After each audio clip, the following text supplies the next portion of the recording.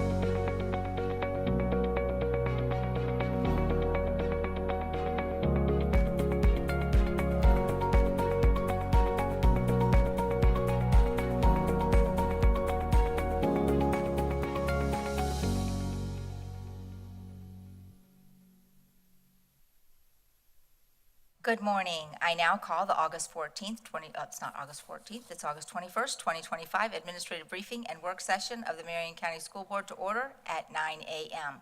Please silence your electronic devices to avoid disturbing others. Mirroring and modeling how our students begin each day, I ask that you please pause with us for a moment of silence. Please join me.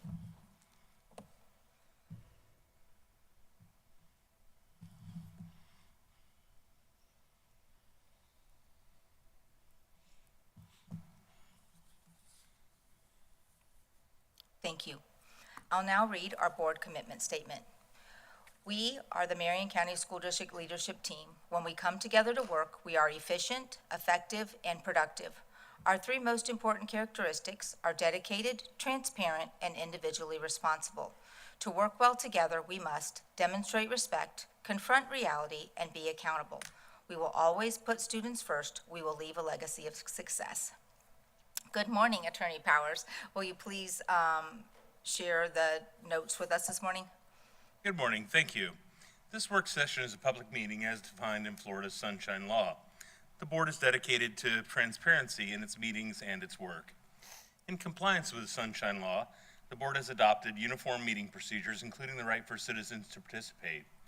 The board will allow public comment regarding any work session item listed on today's agenda at the appropriate time. Speakers must fill out a request form located in the lobby and hand it to the board clerk.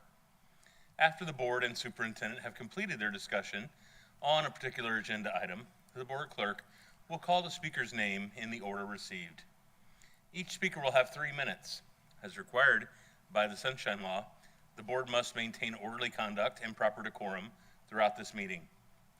Speakers must be very careful not to violate the privacy rights of others, especially students and their family members, by mentioning names or other identifying information. Thank you for your attention to these important rules. Thank you, Attorney Powers. Good morning, Ms. Martinez-Young. Would you please provide the proof of publication? Good morning, Madam Chair. The notice for the August 14th, 2025 work session was published in the Ocala Gazette on August 1st, 2025. Proof of publication has been attached to board docs under proof of publication. Thank you. Good morning, Dr. Brewer. Our first item this morning on our new high school CCC. Yes, I am happy to introduce Ms. Melissa Kynard. She will come to the podium to introduce Mr. McAteer.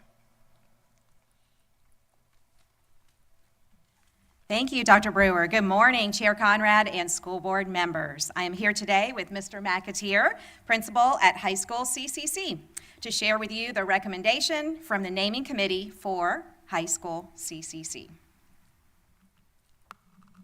There is a beautiful picture of what will be our high school CCC. The timeline that was followed included a naming committee being developed by Mr. McAteer.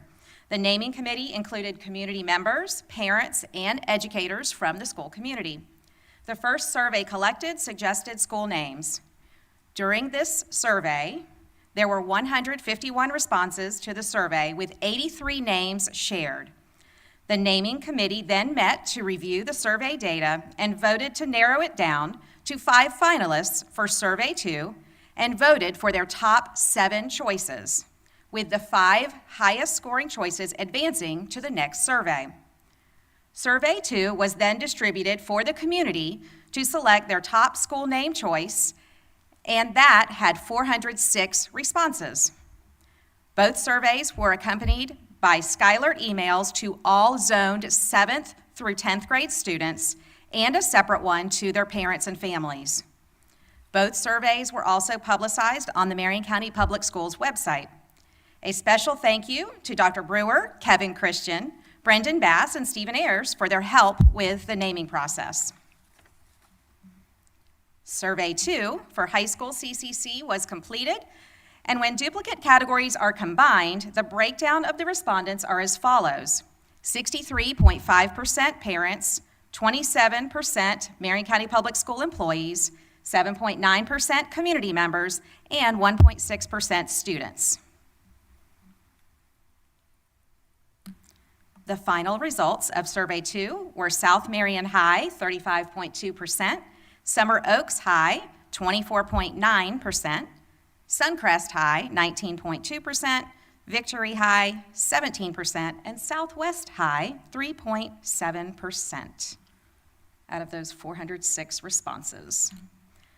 The naming committee then met and reviewed the Survey 2 results and ranked their personal choices 1 to 5.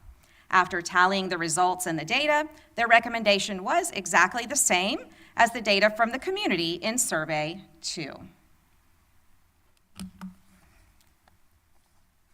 The naming committee's recommendation for a school name for high school CCC is South Marion High School. At this time, we welcome discussion in order to gain consensus on a school name for high school CCC. The final choice will be placed on board agenda on September 9th for board vote of the school name. Thank you, Ms. Kynard. That's quite the process to get through choosing a name for a high school board. I'll open up if anybody wants to comment or ask questions. Nothing? All right, Ms. Thrower. So we'll have a North Marion High and potentially a South Marion High. I can't imagine the rivalry. I'm already imagining the football games. Yes, good. Okay, yes, Dr. James. I thought there was a moment when I was reviewing this and I thought, South Marion, that sounds weird. And then I started going through the name of all of our high schools, which is very much just based on proximity.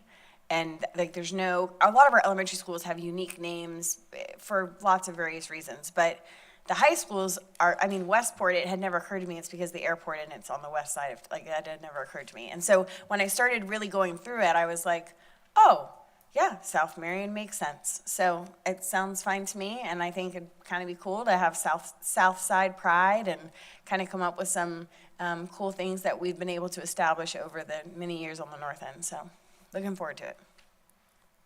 Okay, thank you, Dr. James. Yes, Dr. Campbell. Thank you. So whenever the survey came out and all the names were there, the first thing I did was Google each of those names, because what I personally, as a board member, did not want to have a name that is the same name of 3 or 4 other high schools in the state of Florida and then multiple all around the country. So neither one of these 2 top options fit that bill. So that was my first thought on it. I also, as everybody already knows, have a little bit of a connection to the Summer Glen community, so I kind of liked the thought of giving a nod to Summer Glen and calling it Summer Oaks. However, all of that being said, I still firmly believe that South Marion is the best option. There is not another South Marion high school that I can find, and certainly not in the state of Florida. So I think that would be the best choice all the way around. Thank you, Dr. Campbell. Anything further? I guess y'all waiting on me. I personally, when I first heard South Marion High, I didn't like it because of the north side. I felt it was just a play on North Marion. But after looking at all the names, it does make sense. It is in the south part of the county. I think all of the names were creative, but I think if we're going to go with one, I think the one that would be most appropriate would be the South Marion High School. So I did see the rivalry issue, immediate rivalry issue with the South Side Pride, and so I can go with South Marion High School. All right. Thank you, Ms. Kiner. I think you hear a consensus. I'm excited to get moving on all the decisions that will be made to go along with the name of the school. So thank you.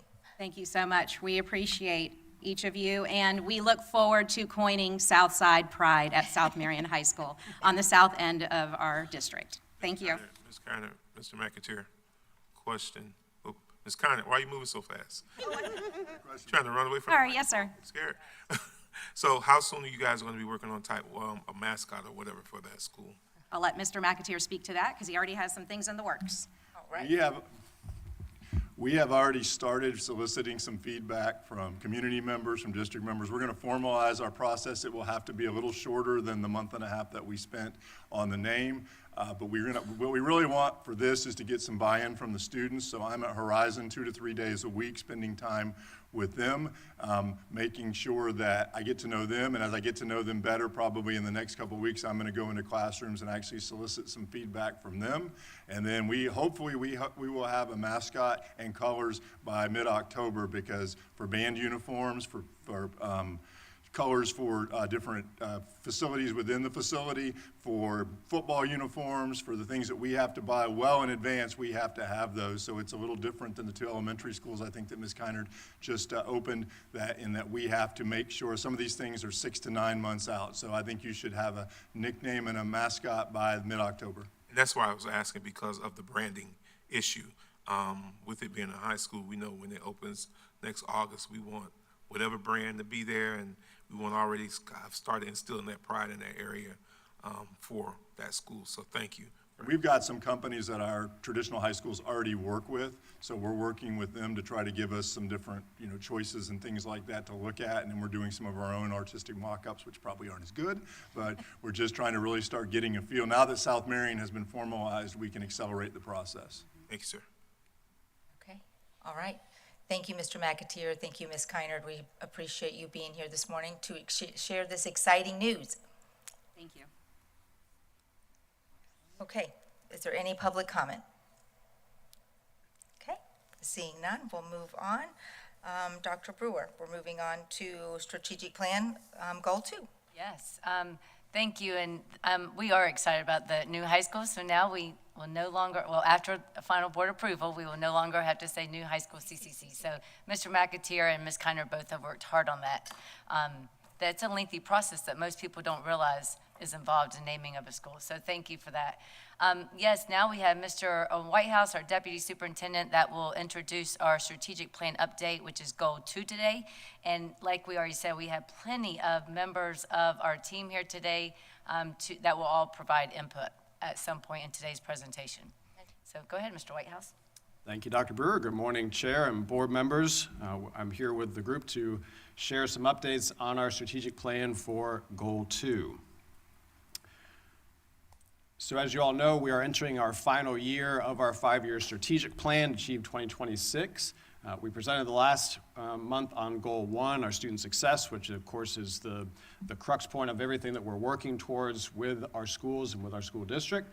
But goal 2, with safe and positive learning environments, although not the centerpiece, is absolutely critical to the work of our schools and the success of our student outcomes. So the key areas of focus for goal 2 for the last 5 years: building capacity of schools and leaders to implement strategies to create those safe and positive school environments, engaging our families and the community as partners, ensuring that school safety is a top priority at all of our schools, and supporting our students' and employees' well-being. So we have our updated metrics for goal 2 as we have completed out the 24-25 school year. Again, the baseline is the far left. That's where we started with each of these outcome metrics when we began the strategic plan. That highlighted column next to it, that is our target for the end of this school year to reach for each one of those outcome metrics. And then you can see our progress over time over the years with each one of those. So with reducing chronic absenteeism rate, which we know has been a challenge since COVID, we did make a little bit of progress this past year in reducing it, but we also know that we have quite a ways to go. And you've heard us talk a lot about attendance and the importance of attendance, and we're going to share some more strategies and things that we're doing today to address our chronic absenteeism. Improving our daily attendance rate did go up a little bit last year, but certainly we know we want to get to that 95% mark this year, and we'll talk more about that as well. Our alternative placements and expulsions, you can see the progress that we made last year with our alternative placements with a good number of reductions. We anticipate with some of the changes for the Student Code of Conduct that we'll see some improvement again this year moving towards that target. And Dr. Curley will share some updates with what we're doing to support our students with our Tier 1 behavior. For the percent of our students feeling safe at school, we survey that twice a year with our students to look for changes. We do see a little bit of improvement, but certainly our target being 100%, we know that there's a lot of room there for us to grow. However, each year that we've done this survey with our students, we've tried to add more qualifying questions to get to the root cause of why students who say they don't feel safe. We've put choices in there. This past year, we actually added a free-form comment for them to add some comments about things that they struggle with. And I think the reality is we dug through that data as a team to really look at what was causing students to not feel safe. The majority of it really is the things that we're doing to make our students safe, which are the ALICE protocol drills, the provided information, the hard corners, all those things that we're doing to make our students safer keeps it in the back of their mind that there's always the potential for something to happen. And a lot of the students that mentioned they don't feel safe listed that as being a reason why, that they know it's there, right? They know what to do in an emergency, but they also know the likelihood of an emergency could be on the horizon. And so that I think we're just going to struggle to reach that 100% because we're continuing to do things to make our students be more safe at school. Same thing with our faculty, although certainly they feel much more safe in regards to their survey responses, but I think similar responses from the faculty that, just the constant drilling, especially for some of our newer teachers, that, that does just weigh heavy on their minds that there could be an emergency one day. And then our percentage of schools that are in compliance with FLDOE, so we do get audited each year, and Mr. McFadden will share about that a little bit later. We did have, I believe, 27 schools last year that were audited, and we did hit our 100% mark for all of those being in compliance, and so we look forward to continuing that this year. So with that, I will turn it over to Ms. Del-Nodal, who's going to share about some of our attendance updates. Thank you, sir. Good morning. Good morning. Okay, so we've kicked off yet another attendance awareness campaign this year. This year's theme is Here Today, Ready for Tomorrow. Last year's theme was Be Present and Be Powerful, and that was designed to motivate everyone to focus on ensuring students come to school even when it is not easy, and to remind students that realizing their hopes and dreams begins with showing up every day. Here Today, Ready for Tomorrow highlights the role that school plays in promoting student well-being and achievement. And it emphasizes the link between regular attendance and a well-prepared next-generation workforce. In keeping with this theme, we continue to partner with community stakeholders through our attendance council to support the campaign and to problem-solve barriers to attendance. Last year, we implemented district recognitions to celebrate improvements in attendance. Schools meeting criteria were recognized quarterly and presented with our traveling banner to display on their campus, showing their accomplishment. We plan to continue that this year with some new banners that are sponsored by Healthy Kids. In September, we're going to recognize 3 schools who have shown the greatest improvement in their chronic absenteeism rate for the 2024-2025 school year. Attendance response committees and school-based attendance teams meet regularly to analyze school data, which guides resource allocation and intervention planning. We've seen an increase in schools intensifying their attendance teams to include district support and community stakeholders in an effort to actively problem-solve ongoing barriers on their specific campuses. Our attendance advocate and court liaison, Ms. Sherry Loria, meets with school teams to provide on-site and coaching, helping teams access information and improve their processes to increase consistency of practices. Schools also continue to find creative ways to improve their school-based interventions and incentive programs. As we visit schools, we've seen some great examples of Tier 1 interventions and strategies to encourage students to attend school and be on time every day. This work requires support from parents and families as well. As such, we want to make sure that we keep families informed and reach out when students may be trending toward establishing a pattern of non-attendance. Letters are typically sent to parents following a pattern of 3 unexcused absences.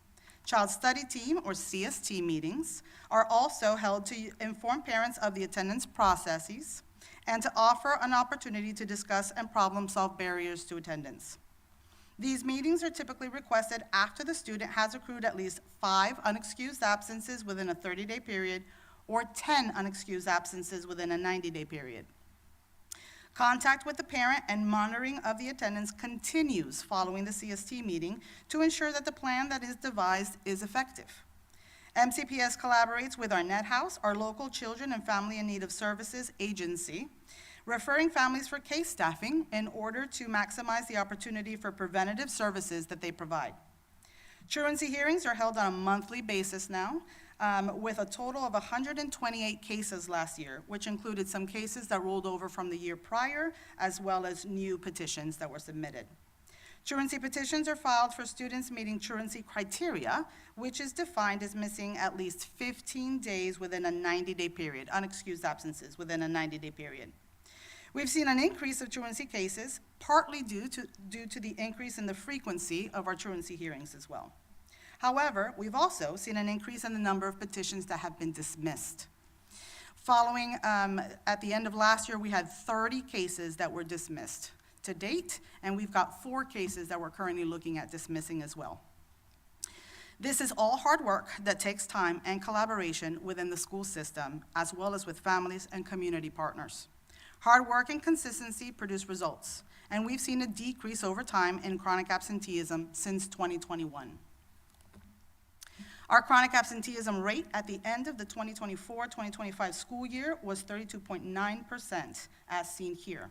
This is a slight decrease from our baseline data of 35.3% in 2021. Given the negative impact in student achievement and performance, national advocates are urging states and districts to cut their 2022 chronic absenteeism rates by half by the year 2027. The national rate in 2022 peaked at 38.5%, while the state average was 34% and our district average was 35%. With one of the 3 main focus areas this year being attendance, we're aiming to continue practices that have proven successful for us while implementing new tools and strategies to decrease our chronic absenteeism rate to 20%. One such new tool and strategy is the implementation of the Attendance Intervention Suite. The tool, referred to as AIS, is designed to help teams effectively organize and analyze data to identify students in areas where interventions are needed. Automated alerts and communication will help keep families and students engaged. Customizable and personalized interventions are available to address students and families needing additional support. Data from New York and Connecticut indicated that they saw a 10% increase in attendance within 6 months and a marked reduction in chronic absenteeism among specific populations. Testimonial from a school administrator in Texas we spoke to indicated that chronic absenteeism decreased, but more excitingly, there was an increase in parent and family engagement, teacher engagement, and overall school district climate. Data analytics allow district leaders to track and monitor attendance for all schools in the district, while school leaders can view school-level data from their school dashboard, analyze class-level data from the course-level page, and view student attendance data on the Attendance Insights page. AIS allows you to filter students by categories to send targeted messages to select groups of students and families. The student dashboard provides early warning system indicators of possible chronic absenteeism and allows for documentation of reasons for absences for problem solving and identification of tiered supports. AIS offers a platform for tiered attendance tracking with downloadable reports, providing easy to understand visuals for staff and for parents. The included interventions focus on positive relationships with two-way communication for Tier 1, more frequent and encouraging messaging, customizable attendance postcards, and automated reminders and alerts for personalized groups of students at the Tier 2, and monitoring of attendance trends at the individual level for Tier 3. Most exciting is the communication tool that will provide translated messages and allow families to respond directly from a mobile or email address in their preferred language, offering equitable access to information for all parents and increasing family engagement. We're currently providing information and training for staff and in the final stages of our rollout, which I'm very excited about. We urge parents and families to be on the lookout for information about AIS and specifically for new communication that's coming from their school teams and about attendance.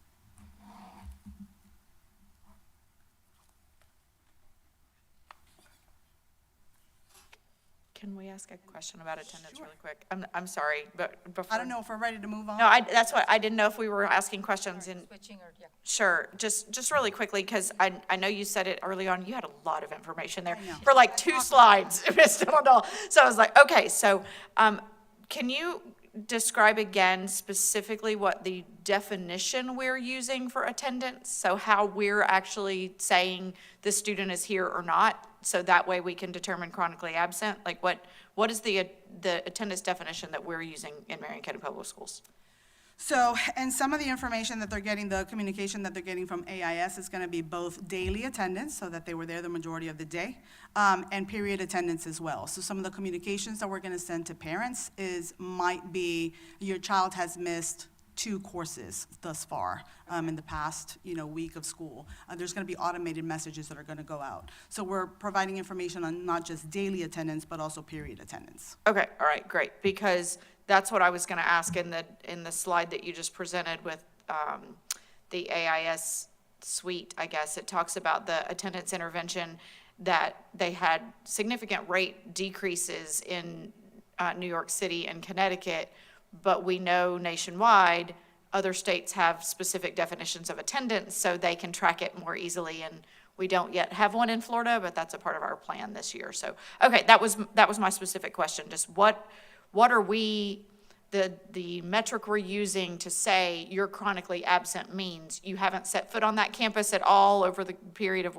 whatever, not just if they're only coming to one class. If they're coming to one class, they might not classify. But we have communication coming for that as well. So with those postcards, part of this, that personalized communication, those postcards that, for secondary, that shows period attendance, would have information that says your child has missed 3 courses thus far, and it gives them information about which courses. So it might say, if they've missed several days of their first period, which happens to be algebra, it'll say they've only attended 60% of their algebra course. And at that point, we can have those conversations about, let's look at the grades, let's look at the performance, and how much of that instructional time you're missing. So I'll be interested to see how those communications then are tied to transportation, and how if the child's riding the bus and they're always missing first period, that's not the parent's fault. So that'll be interesting as we start communicating that out and learning that. I think my core question, though, is back to how we're tracking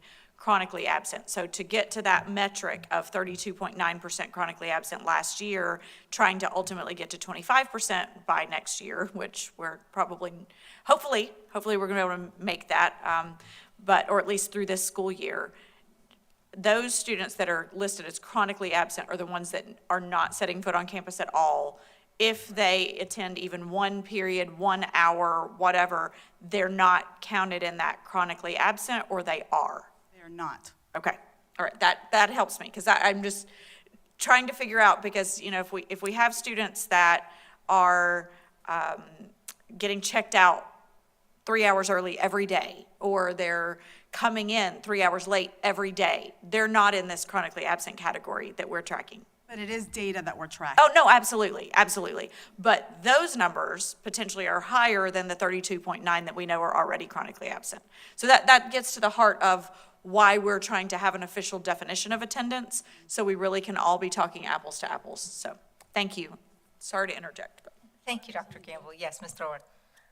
Thank you, as always. And I love seeing the evolution of how far we have come to bring all of our efforts together and march it forward, and bringing in technology and tracking to help with some of the heavy lifting, because this is hard for schools. You know, they know that they want their kids at school every day, but the follow-up really takes a lot of concerted effort. So anything we can do to help streamline that process is great.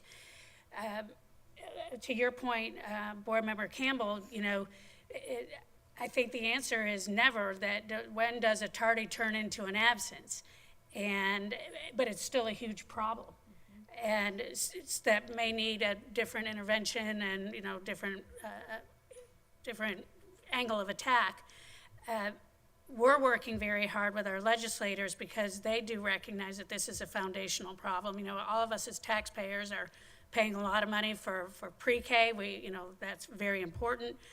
We're paying a lot of money to try to educate kids. And then if they're not there regularly, it's just like being in a mud bog and the mud goes everywhere. That's our money. So it couldn't be more important to get this right.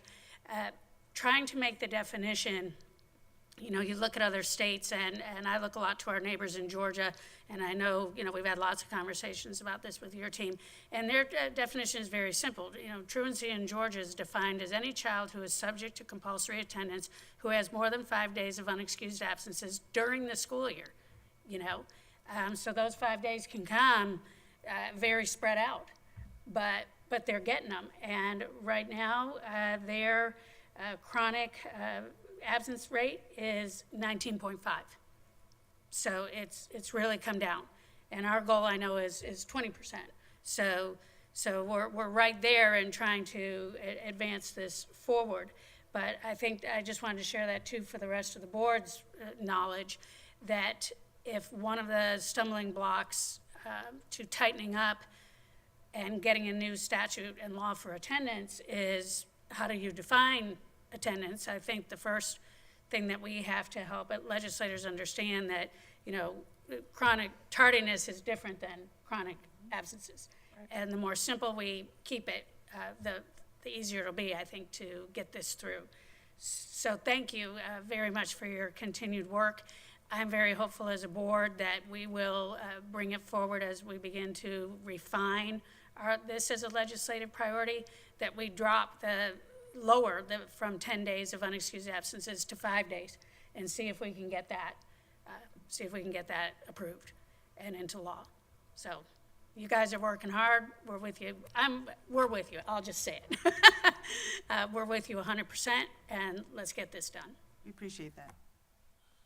Anybody else? Oh, Dr. James. I just wanted to, and this may not be the perfect question for you, but I think at some point last year we created a absence code that was for late buses. Mm-hmm. And so if we're using that absence code for late buses, then there must be a way that we can also trigger them to not populate in the data set for then being absent in first period when we're looking at by period, right? It should, and some of that talk is way beyond me when they start to talk Skyward and codes and everything. But that's what they're working on now, is to make sure that all the codes that we have in Skyward are reflected in this database or platform, so that the same way we would look at it in Skyward is what we're getting there. Yes, because I think the key here is to ensure that we are not doing calls, sending notices for an absence that is not to blame for the parent or the student. And some of our work with the teams is to make sure that those practices are consistent, so that we're making sure we're using those codes accurately. Correct. And I can assure the board that that's an issue we're dealing with in truancy court right now as well. First of all, that wouldn't show up as an absence. It would show up as a tardy. But secondly, there is a code specifically related to whether or not someone checks in at the kiosk or whether or not it's a late bus. Now, we do have, and I've just spoken with this recently with some of our attendance folks here, the fact that teachers typically take attendance at the very beginning of the period. And it may be that in the future, one of the moves we make is to have, knowing that we will have a certain number of late buses, that teachers not finalize their attendance until the end of the first period, not the beginning of the first period. However, that only reason for that is just that it might take a day or so for the late bus to show up as the reason in some instances. But it's supposed to be designed, or it is designed, to such that a late bus never makes it into truancy court. That's not an issue.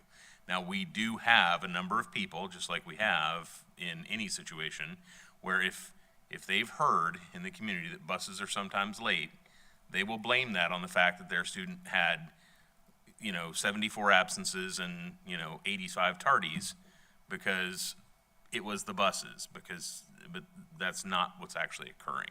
We're not seeing that boots on the ground. What we're seeing is that many times that's used as an excuse for why someone didn't get their child to the bus and didn't get their, we've actually even had people strangely argue that the bus is always late and therefore that's why my student missed the bus. Well, if the bus is late, then you got extra time. So,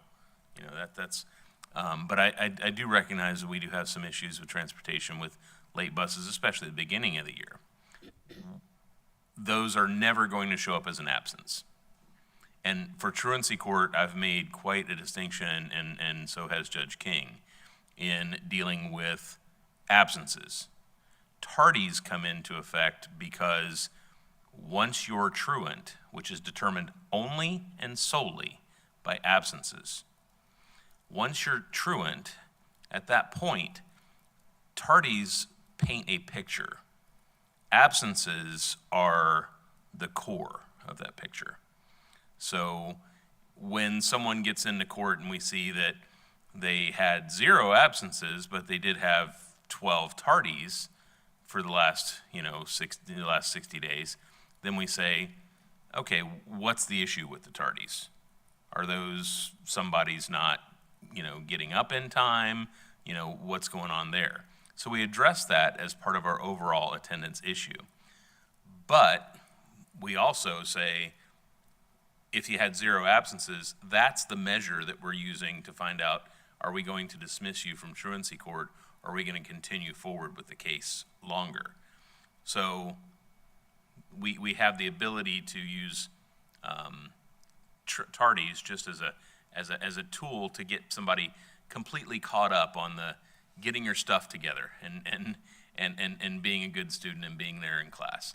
It's never used as something that either gets them into truancy court or keeps them there or in some way, punishes them if they have those tardies.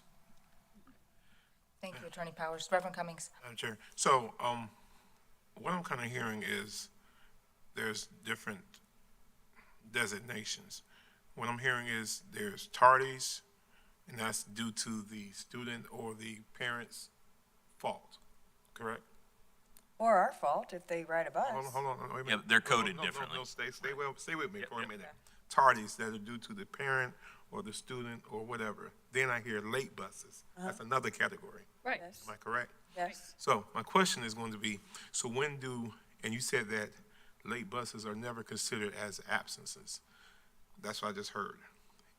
If the bus is late where they missed the whole period, Correct. is that not an absence? It is. No, it's not. And that's because it shows up as absent from period. It is not that's not an absence that's used for truancy court. Okay, truancy so court. what it happens to be called by the schools traditionally is a completely different issue from what happens in truancy court. So I'm focused on truancy court. It will see, if you look in Skyward, it will say absent from class. Right. Absent from class is different than absent from the day. Now, many of us would like to say that, okay, well, we want an absence from class to somehow now translate over into truancy court. It does not. Okay. If the student's absent for the day, if there's an absence, that's a different than absent from class. Okay. Absent from class really just means missed class because they were late or missed class because they check out early.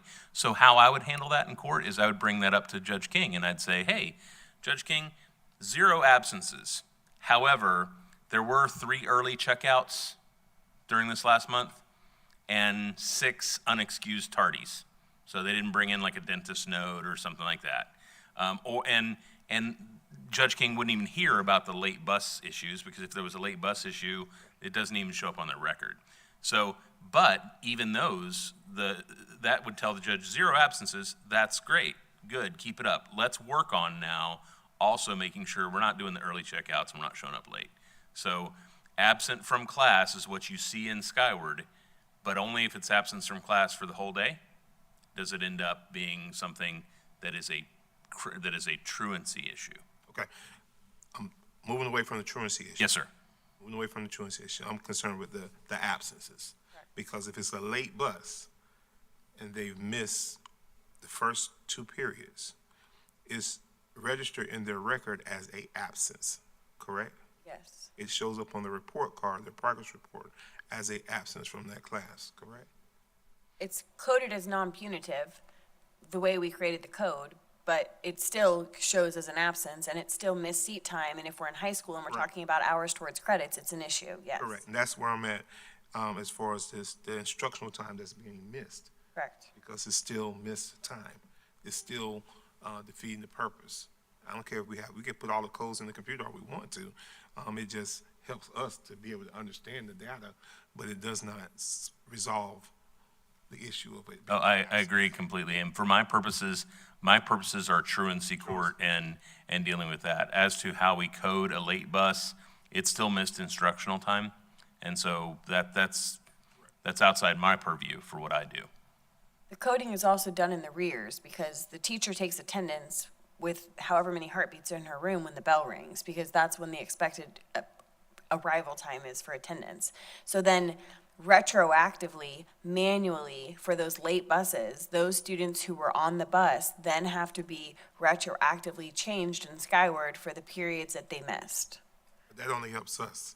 That's only for record keeping for us and for us holding students accountable for attendance, yes, making sure that they're not skipping first period, but they are in fact, late to school because of transportation.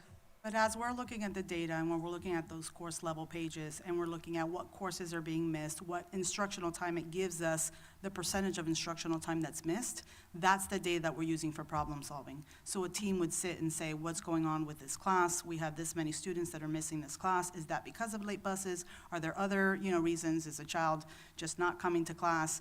And then from there, they can look at the academic performance and then start problem solving. What do we need to do to help this child be successful?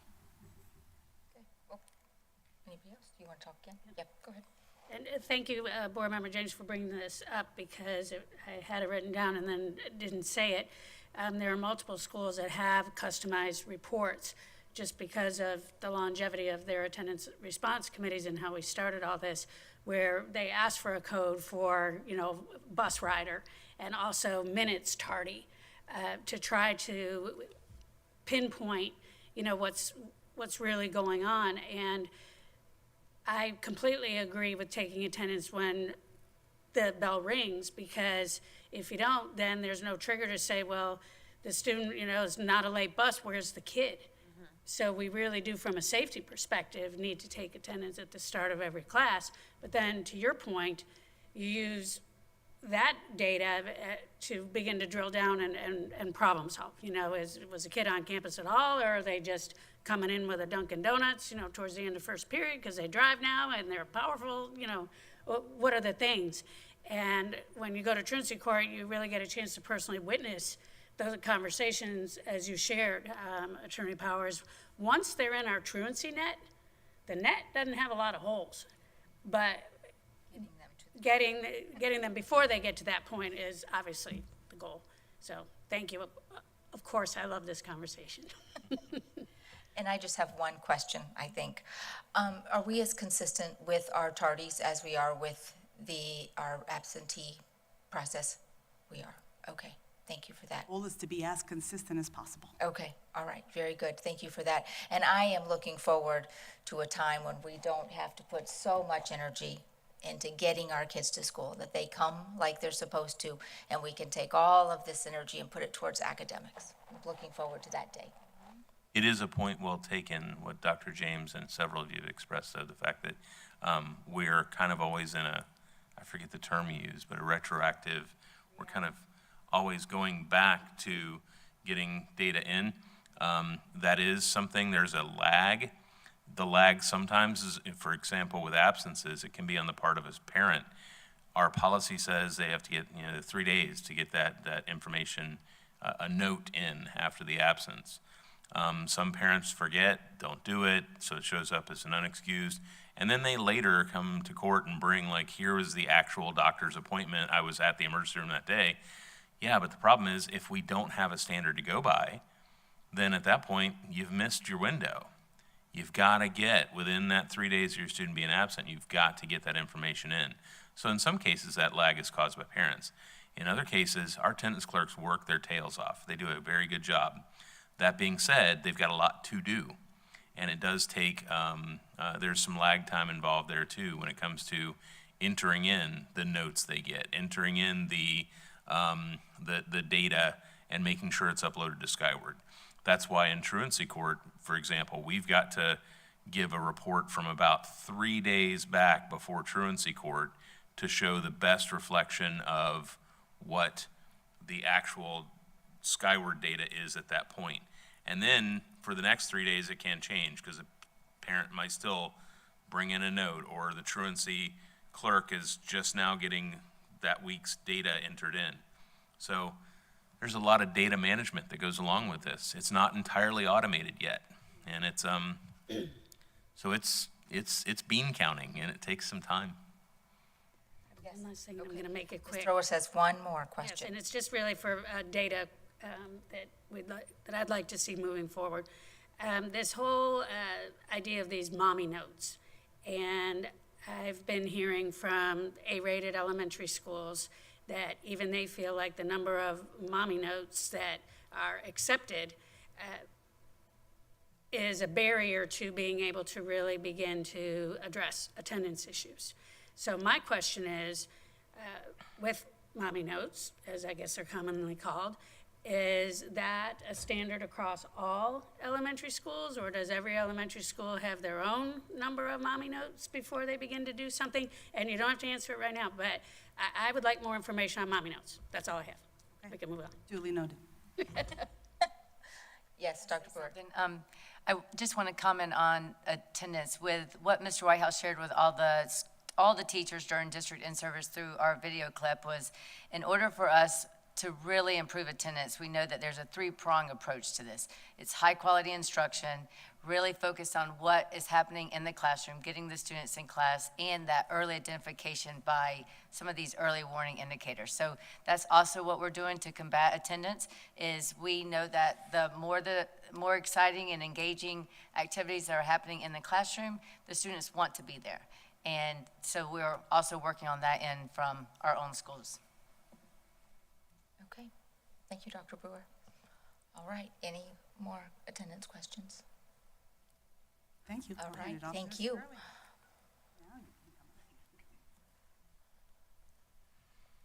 All right, good morning. Thank you, morning. Board. Now that we have the students in school, we'll talk about them and their behavior. I appreciate the opportunity to come and share with you this morning on behalf of our team here that's sitting in the back, also as a result of much of their hard work over the last couple of months. So I'll go in order on the slide that you have in front of you. And first of all, and a mandate from you, which is the Student Code of Conduct implementation plan. I know that was something that was very important to you, and we've worked very hard over the last month, almost and a half now, to get this implemented. It started with a Principal Institute on July 16th, where we rolled out what the implementation plan would look like for them and allowed them the opportunity to then formulate their plans individually for the schools. We also did that the following week on the 21st for all of our assistant principals. We did it again at the student service manager meetings, which we had the week that teachers returned, and those were level specific, elementary, middle, and high school, which was something relatively new, and I believe that all of those student service managers appreciated the opportunity to differentiate the information that they were getting. I also had the opportunity to visit several schools as they began school the following week and see some of this implementation happen as they were doing grade level meetings with their students and rolling out their expectations on campus based on the code of conduct. And we are still working with technology for that Skyward acknowledgement that will be effective once we officially approve it next week. That after that point, every student that logs into Skyward for the first time after that date will have an acknowledgement of the new 25-26 student code of conduct. And that will be across the board. I believe it will be specific, it will be it will be students, parents, and faculty will receive that.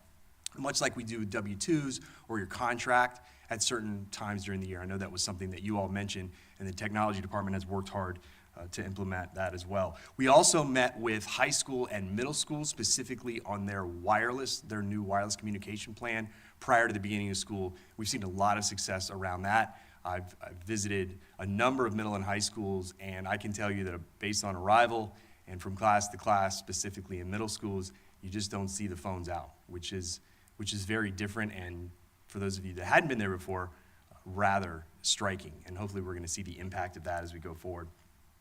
The next topic there, monthly student service manager meetings. Again, I mentioned that we began this the first week back, the teachers return. We differentiated them between elementary, middle, and high on specific days. We talked about that implementation specifically there, as well as the new wireless communication plan also. We're going to continue this format through the school year, and we're working on scheduling for that to see if we're going to continue the same schedule that we have. I know that some of those meetings are specific, I believe, to elementary are on early release days right now. We don't necessarily believe that that is the best timing for that, as a lot of schools use student service managers for trainings on those days. However, they have been set, so we will continue with that schedule throughout this school year, but we're looking to make a change there.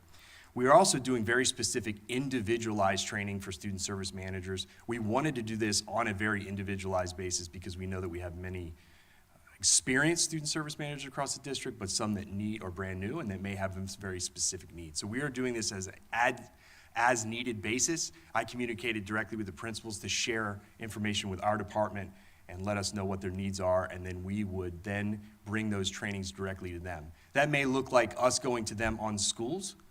That may look like them leaving their campus and going, as I mentioned, job-embedded training, where they would leave their campus and go over to a more seasoned student service manager and see how they operated through the day, specific to some of the needs that they had. Conflict resolution was one of the items that principals mentioned a lot. Moving on to Tier 1 behavior training for student service managers. This was also, the first time we did this was at the Great Beginnings new teacher training. We rolled this out. My team delivered this training, I think, 6 different times in that training, differentiated between levels as well. I think that was very well received by them and a great opportunity to do that. We also did this at our district-wide MDT training, where we rolled out some Tier 1 expectations throughout individual schools and campuses. We will also continue this in our student service manager meetings as we did the week that they return and continuing throughout the year. We will also, next point there, do some quarterly walkthroughs. These will be scheduled at schools. This is something new that we quite often do with assistant principal meetings or principal meetings, that we go to individual schools and we do school walks or classroom walks.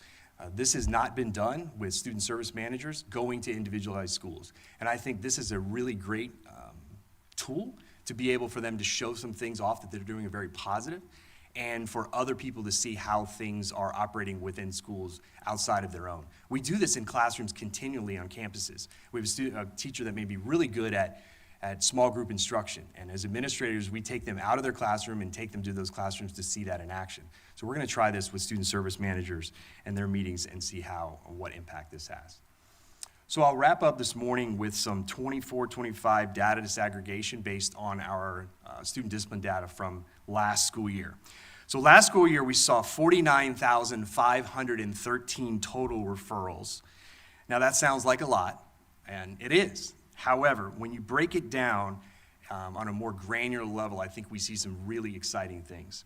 So for instance, 40 of our 50 schools had 80% more of their students 80% of their students receive 1 or 0 referrals. And I believe Ms. Thrower brought this up at a previous meeting. So what repeat referrals do we have? So think about that for a second. 40 of our 50 schools, 80% or more of their students received 1 or 0 referrals. I'll drill it down even further. That's 80% of our total schools, with 20% or less of their students receiving 1 or more referrals. Okay? That's very important. 13 of the 40 schools had 85% or more of their students receiving 1 or fewer referrals. 17 of the 40 schools had 90% or more of their students with 1 or fewer referrals. So overall, the district average, if you look at all the referrals, all the students, and divide that out, 84% of our students are receiving 1 or less referral. So really, what does this mean? And if you look at Tier 1 behavior supports, that means absolutely it's working, is that 80% of those students are getting 1 or less referrals. That's showing that our Tier 1 behavior supports are already working and working very effectively. I think that was very impressive data from last school year. One last data point that I'll share this morning. Going back 2 years in the 23-24 school year, in the first 2 weeks of school, so basically where we are right now, we saw 578 referrals. That was in the 23-24 school year. Last year, 24-25, we saw 941 referrals in the first 2 weeks, 10 days of school. This year, to this point, 25-26, we've seen 387. Now, I will say it is Thursday, and sometimes Thursdays and Fridays It's not a full moon. And Thursday at I don't want to manipulate the stats too much. However, at this point, up through, as it were, 8 days of school, we have seen a significantly large reduction in referrals. So with that, I will ask if you have any questions in regards to this information. Yes, Dr. James? The only question I would have is, if you dug into that just a little bit deeper, how many of those in the first 2 weeks were tied to a device that we are now theoretically not writing a referral for? That is a great question. I do not have that data in front of me. But it might be interesting to look at it. I mean, the number may not be that large, but it just would be interesting to see how many device codes we've used Right. in this first 2 weeks compared to previous years. And I can't tell you with the school's individual implementation plan, specifically in middle and high schools, where you see the most violations of wireless communication devices.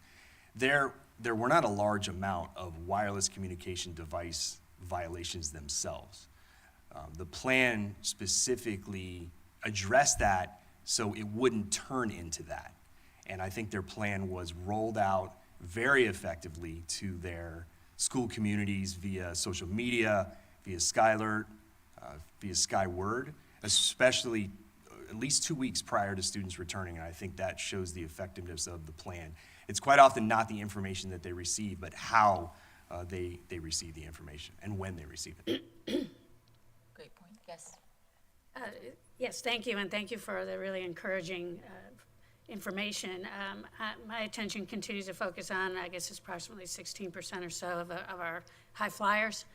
And it would be great to get some information at another time on any patterns that you're noticing. You know, what are the most frequently occurring behaviors that are earning these kids repeated referrals, and are they for the same issues? You know, I have my own hypothesis, but I don't have any data. So I would love to know a little more about that, and then what we can put into place to try to see if we can diffuse some of that and reduce it. Absolutely. Thanks. All right, thank you. Dr. Campbell? Thank you. First of all, Dr. Curley, I appreciate that you're a data wonk on this, and so coming into it with a new set of eyes and really starting to analyze down to the individual student, and I know that's what you're doing already. I mean, I just know that, but Dr. Brewer and I had our one-on-one meeting yesterday, and it's just on the cusp of, I'm so grateful that we have team members here today talking about our homeless students and talking about trauma and talking about all of those things are connected to behavior, and so super grateful that you've presented that the vast majority of our students are doing the right thing. We're doing all the good things. But as we progress today, we're going to be talking about the students that need the most support in various and sundry ways. So I would be interested even more so in the 10 schools that aren't in this great category and that you've already talked about, and the pockets in our community that need the most support. And I'm sure I'll talk a lot today when we get on, because Dr. Brewer and I, again, we're both brainstorming on those community conversations that we're not currently having. And I'm going to make a statement right now that kind of deals with safe schools, but just because safety is a part of it, and I'm going to make this statement publicly, I haven't really done that yet. But if the sheriff's office is posting social media posts about all the arrests he's conducting for sex predators and solicitation of child prostitution and all these kinds of things. On the other side of that is a child victim. That child victim most likely is a Marion County Public Schools student, and that student is acting out in a way that is probably having all of these referrals. And I have an anecdotal story of someone in the community that reached out to me because a young lady had been involved in fights in school, and when they got to the heart of it, it was because she didn't fight off her abuser, so she was fighting in school.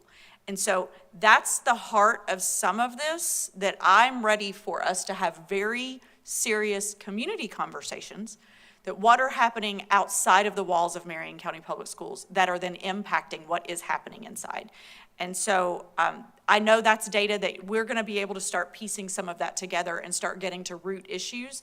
But I'm so grateful Don Westgate's here from Kimberly Center, because there's just a lot of information that I want to know and talk more about, because I feel like, and this is going to be another statement I'm going to make, sorry, it's hitting me really hard lately. As long as decisions in Marion County are made in Southeast Ocala proper, people have blinders on and they don't realize what's happening. Our kindergarten data that we just got this week shows that I think we have about 50% of our kindergartners, maybe it's 40% of our kindergartners, did not know their first and last name.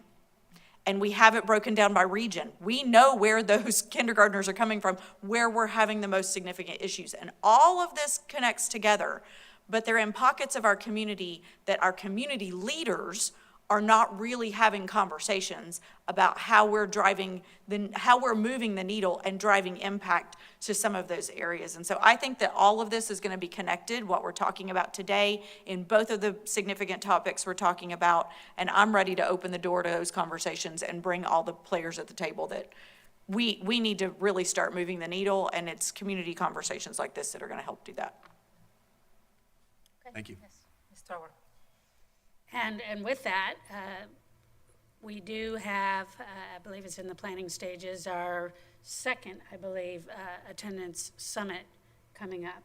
I think Dr. Dahl has been working on trying to secure dates and so on, and that, I think, will be the perfect venue to continue to problem solve and just bring the information and some of the hard truths, to everyone in the community, so that we can really begin to make this better. So thank you for your passion.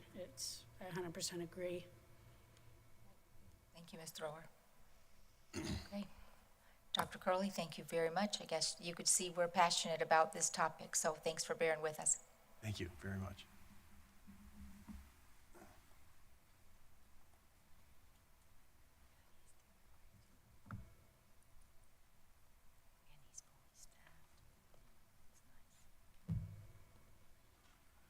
Good morning. Good morning. And sort of to follow up on what Dr. Curley was saying was, and what you're expressing, Dr. Campbell, when things are happening in the community, it ultimately a lot of time pours into the school community, whether it be the social media, the back and forth on the phones, coming to school fighting, as well as some crimes that are, again, perpetrated on our youth. They're suffering, and we may not always know who they are because of the laws that obviously protect victims. We have looked into or start thinking about this program called Handle Me With Care. It's a program that some districts are using, and basically what it is, it's just, again, communicating with law enforcement, where when a kid outside of the school in their home has went through some type of significant crime in their home, whether it be a burglary, a robbery, a sex crime, that we're notified of it, and then we have the ability for that student to be Hold on just a second, Mr. McFadden. Unfortunately, we're doing synthetic drills this week. The state requires us to do live testing that goes directly to the PSAP stations for the city and the county, and those we can't do them in a drill mode to where you can't get them. They have to be done on a live mode, which is the 8-click push. So We have to do all schools and then send a report to the state within 10 days. Okay, all right, I think we're good now. All right. Thank you for pausing just a second. And they'll be coming throughout the day, so hopefully we'll try to get them taken care of. Again, Handle Me With Care allows us to see these potential victims, and once they're at the school, there's some type of notification through the school staff that this child or student has been through some type of traumatic incident the night before, so therefore this student is not prepared to take a test. They're not prepared to go through that academic day possibly, which caused them to fight, which caused them to be absent or sleeping in the class, different things like that. So definitely something that we're looking into as well. So as part of our ongoing strategic plan updates, we continue to prioritize student safety, mental health, and resiliency by collaborating with internal and external partners. We regularly attend joint meetings to ensure consistent coordination and support. These efforts are emphasized even more through our Florida School Safety Specialists Association, also known as FS3. FS3 represents Florida School Safety Specialists, working to ensure each school safety specialist, mental health coordinator, and district threat management coordinators has the resources to support their schools within their district. FS3 support reflects our commitment to a whole child approach, building protective factors for students and families. So how are we going to meet these goals? Number one is obviously this is probably the most visible safety measure we have, which is our SROs on campus with the car parked in front. And obviously we have fences and door buzzers, but these are our physical security needs that we have.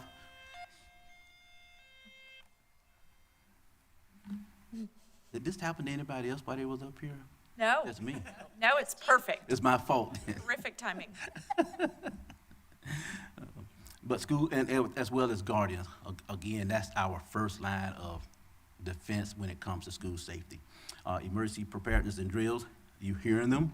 We're required to do them, state mandated, but we have these drills on a regular basis to ensure that if some type of event did happen on campus, that our students, our staff are ready to respond in a manner that's going to protect them and keep them safe. Campus access control, this is a big concern, not only here within the district, but the state, because the state implements rules and laws and mandates about access control. And just yesterday, the state compliance office, Office of Safe Schools, a couple of weeks ago, needed Marion County, or they asked Marion County if they could come here and train their compliance officers, and they chose access to give them a school, which was we always choose Westport because it's the biggest school, and it give us a lot of challenges as well as Liberty. So the state came down yesterday with 6 of their staff members, and we used Westport and Liberty as a training ground for those compliance officers within the state for the entire North region, which covers Marion, Citrus, all the way to the Panhandle. And those officers, once they go to within this district, each county, will go to all of these different schools, and they have to go to these schools and do these checks. So they used us as a testing ground to make sure that their 6 people were consistent in how they go from school to school to school. And remember, each school is unique, it's challenging. We went to Westport. This testing neither went against us or for us. So it just gave us an opportunity to see some areas that we could improve in, but it also gave them an opportunity to see how diligently we are as a district, as well as other districts, are working to meet this access control mandate. With close to 45,000 students or more, 7,000 employees, we know that ultimately somebody is going to prop open a door. Somebody's going to put a crock in the door, a shoe or a cone or something in the gate. It's going to happen. But the idea is that we educate our staff and our students not to do this, because it opens up an opportunity for unauthorized persons to come on our campuses. Threat assessment teams are at every school. We also have a district threat management team that looks at every threat that comes across within our district. They investigate it to ensure that the student making the threat does not have the means and the capability to carry out those threats. Last year we had well over 1,000 threats that we had to investigate. as a district. Some of them, most of them being not serious, just kids making little statements of, I'm gonna hurt you, I'm gonna fight you, or something like that. But for the most part, the ones that were serious, there's complete follow-up to make sure that, again, that they do not have the ability or the means to carry it out. Obviously, we work with law enforcement, our internal as well as external partners. Mental health and behavioral threat support, again, this is a big part of what we're seeing with our students. A lot of it is their mental, emotional state, and we have to deal with that as a whole before we can, this is where it starts. Although we got all the fences and the door buzzers and the SROs, a lot of it is just mental health. And we got a great team here within our district that takes care of those concerns for us. Going to a lot of the physical technology, security technology and surveillance, as you know, cameras, we're going through that phase now where we got a contract with Miller Electric. And although every school does have cameras, it is time for us now to go back and add additional cameras to ensure that all of those critical areas are covered. We did hire, again, a third-party vendor to come out and do this for us, because it puts a lot of work on our technology department, who is already working back behind the scenes to do other technology needs for our students. So we're using a third-party vendor to do that. Training and professional development, again, that's key. Making sure that our students and our staff are well-trained. The state mandates us within the first 10 days of each school year that we have to teach them about Fortify Florida. We have to teach them about safe spaces. And so within that first 10 days of school, we noticed that our Fortify Florida alerts increased drastically, because we're teaching the kids about Fortify Florida, but it's hard to get them to understand what is actual and important tip to call in. So they call us, they send tips about vaping, which is important. This person is trying to get my phone number on the bus, just all kind of tips we see. But we have to go in the system and obviously close those out. But the ones that are, we follow up on every one of them, and obviously the threats we do as well. Crisis response and recovery. With the crisis response coordinator position being placed on the Safe Schools, again, this is critical for us to work with this individual, work with the district, work with our county emergency management and any external stakeholders to make sure that if something happens, that not only are we dealing with it in a manner to protect and save lives, but also to recover as quickly as possible so that we can get back to the academics of what we're here for, and that's to teach our kids. Again, the compliance and reporting, we as a district, we as a Safe Schools Department, we are mandated as well to go out and do compliance checks each year. We try to get to them at least twice a year, but we are required to go to every school and do a complete compliance check as though we were getting one from the state. That's in addition to what the state is going to come down and do. So we do them first, and we provide all the staff, the school staff, with the necessary resources and knowledge they need to where when the state comes to do those inspections, they will pass the inspection. And keep in mind, again, like we say, with so many staff and students on campus, there's going to always be some small issue, but we as a district has not faced any major issues like not having an SRO on campus or having gates just propped open to the point where it's just egregious. We're not at that point. Our staff and around the district are doing very well with that.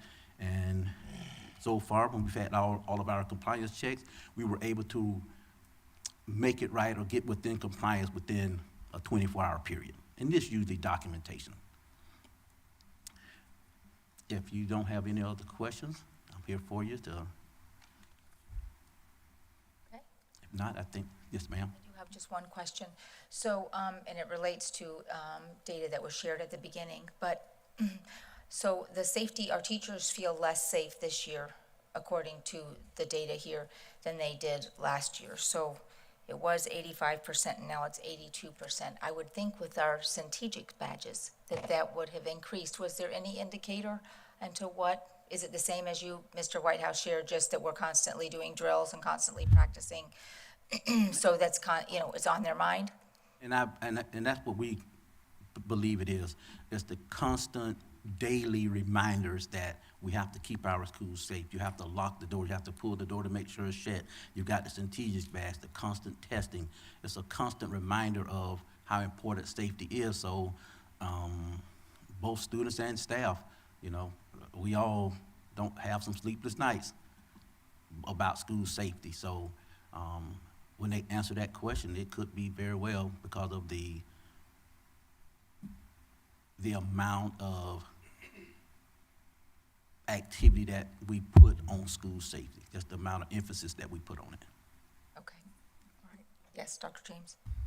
Just to add one thought too, I think even if we're seeing a positive trend in the referrals we're writing and the amount of discipline we see, the egregious offenses are more egregious than they've ever been, in my opinion. And so the heightened level of awareness that students who make really bad choices are making really bad choices, it's just different than it was 20 and 30 years ago. Students have access to more information. They have, they're playing these video games where they're literally killing people on video games. And so it just looks and feels different than it used to. So I think it's important to remember too that there is a level of awareness that students, the ones who are going to make a really bad choice, they still exist, and the choices, those choices are worse than they've ever been, in my opinion. And they are, and like you say, we have access to so much to where the reporting systems are right there at their fingertips.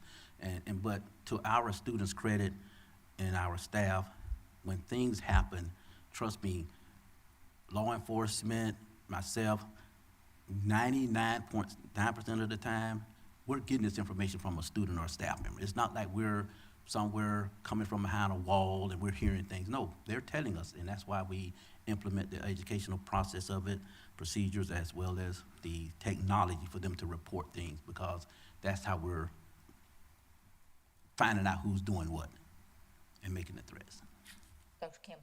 Thank you. So I agree with Dr. James in the thought process that the offenses we're seeing in our campuses are more egregious than what we potentially have seen in years past, the post-COVID student, et cetera. Like we can talk about that. But our student population has also grown immensely. So some of that can be a result of that. Our community issues, that the trauma that the students are seeing in the community is also becoming more egregious than what Marion County potentially had seen in the past.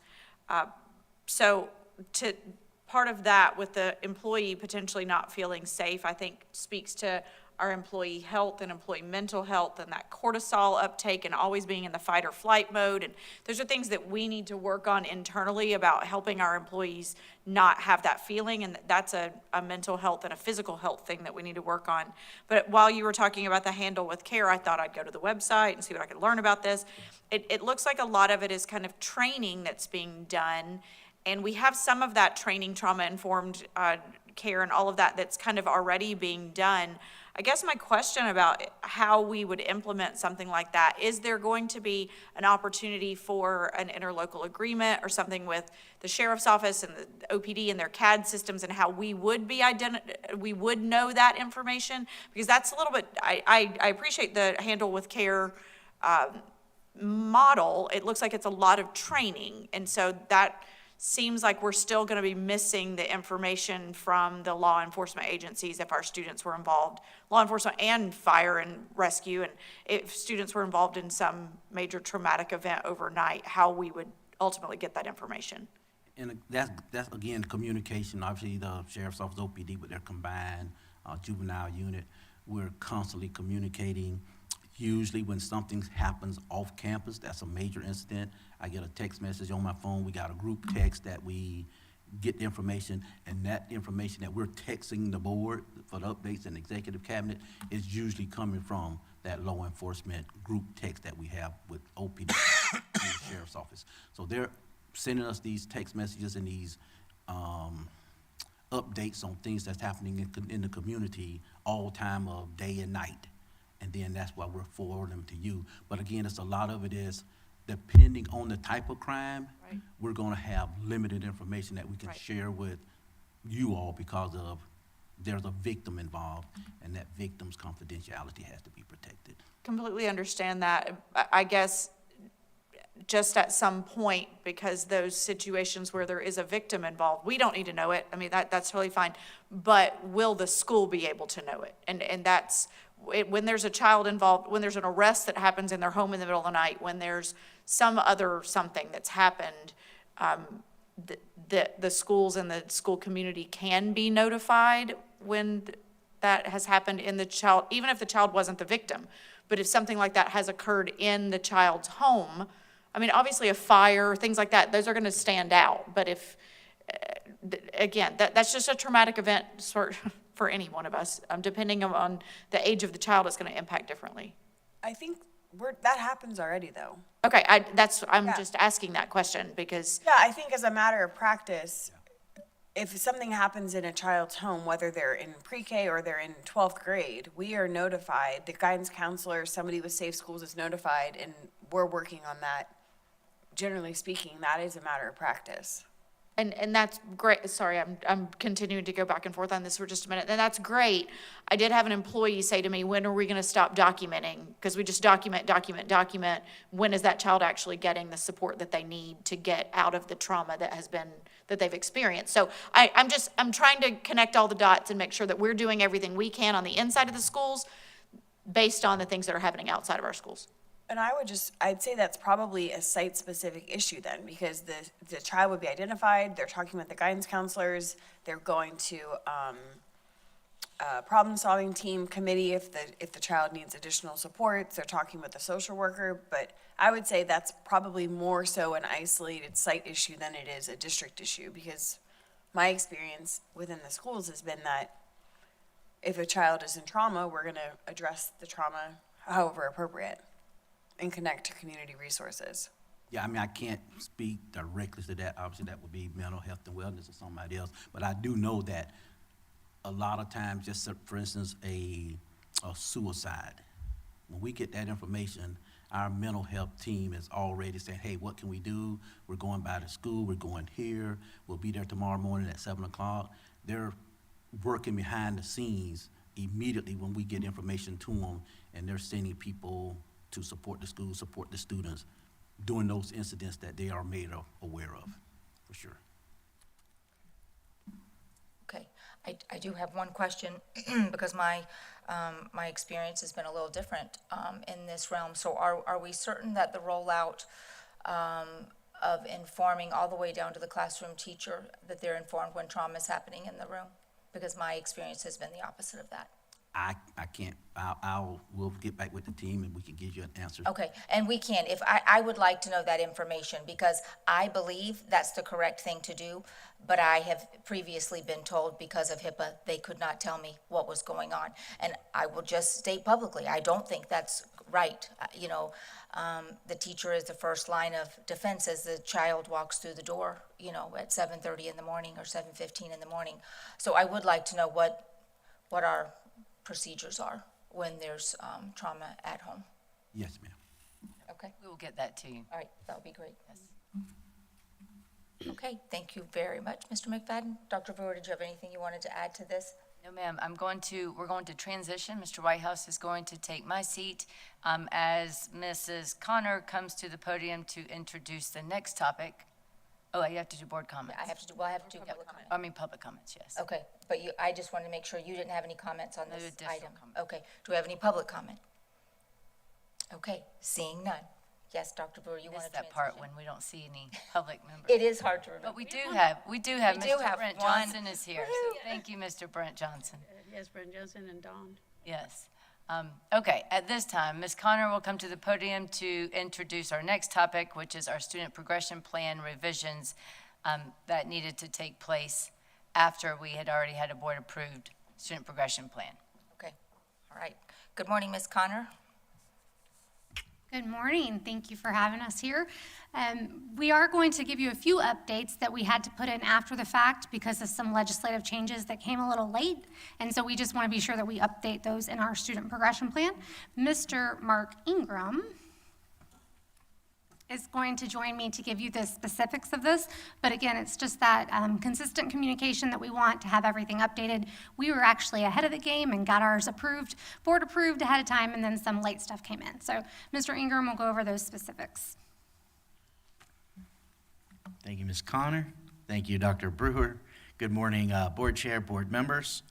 So as we've talked about, these were pretty late legislative changes, and we're going to update our schedule next year to accommodate for the fact that these changes come later.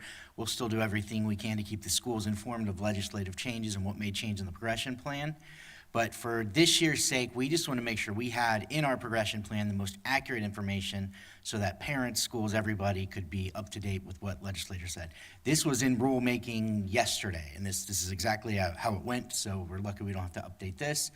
But this is a big shift. The certificate of completion is no longer an option for students. Our schools will not award certificates of completion because the state does not allow for it. So I'll read the actual language that was removed. At the time of graduation, a student who earns the 24 required credits or the 18 credits but fails to pass the assessment formally can be awarded a certificate of completion in form prescribed by the State Board of Education. That language is just completely struck through, and that's what the rulemaking held yesterday. But that does allow that students may elect to remain in high school as either full-time students or part-time students for what we call fifth-year seniors for up to 1 additional year to receive special instruction designed to remedy his or her identified deficiencies.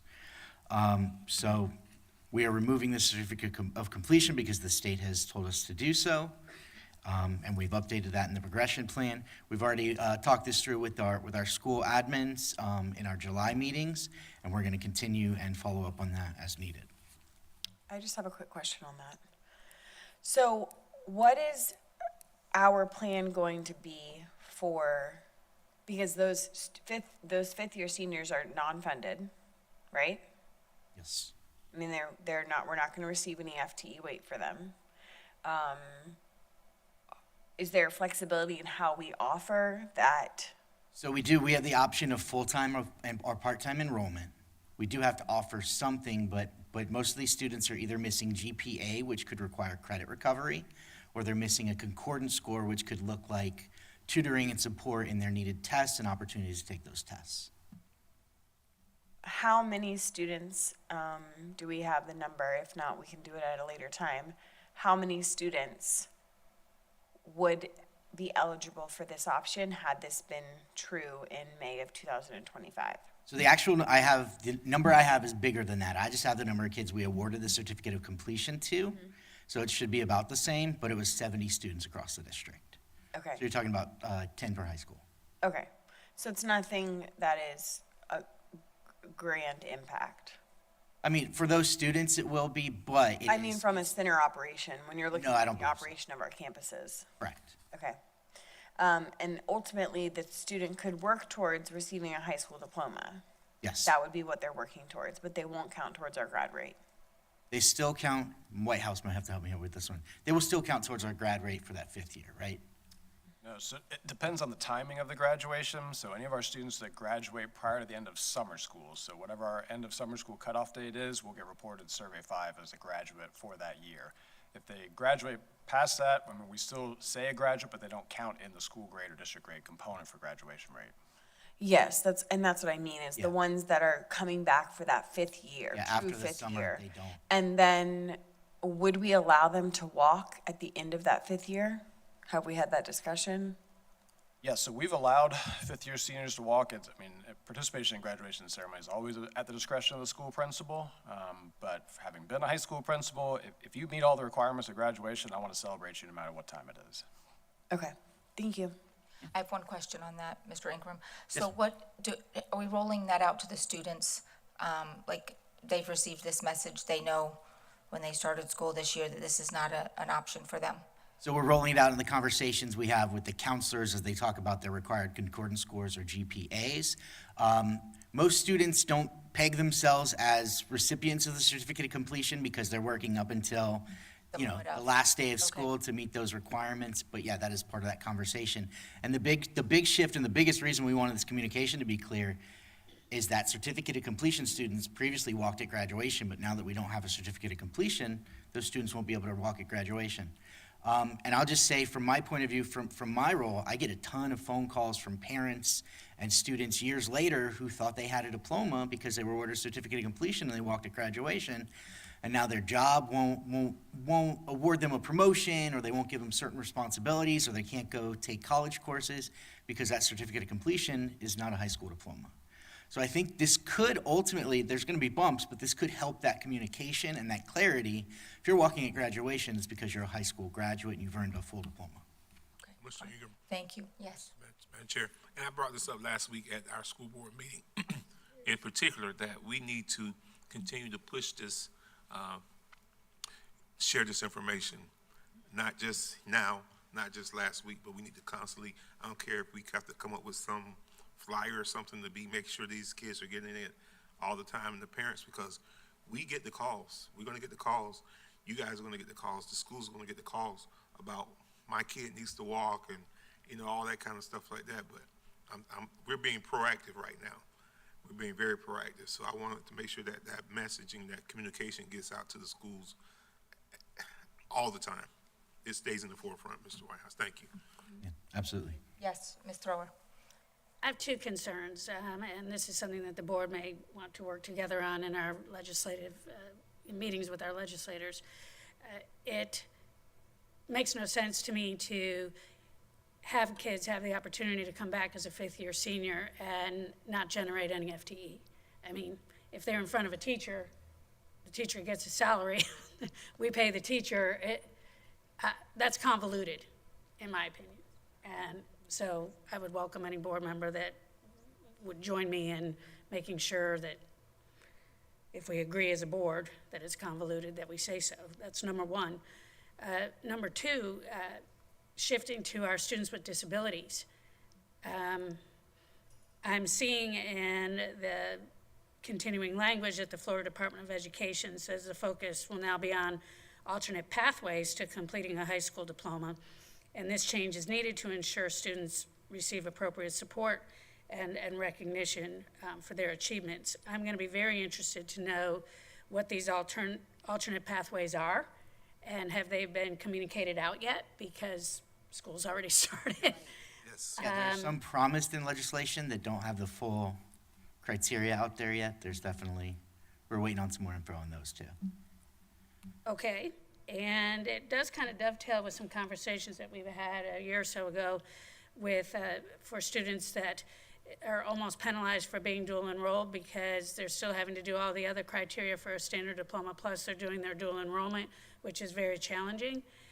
So there could be a light at the end of the tunnel for this, hopefully, but we'll see. I guess that's all I'll say right now. Thank you. Right. Okay. Mr. Ingram, I think you Okay, need to we go have on. one other revision. It's similar in its effect on graduation, and it's updated concordance scores. And these were changed, and we just want to make sure we had the best information in the progression plan in case this is where a student is looking to see what scores they need. And so this is affecting this year's juniors and beyond. The stakes have been raised on the SAT reading and writing by 10 points, but they are allowing PSAT to count for reading, which hasn't been the case in the past.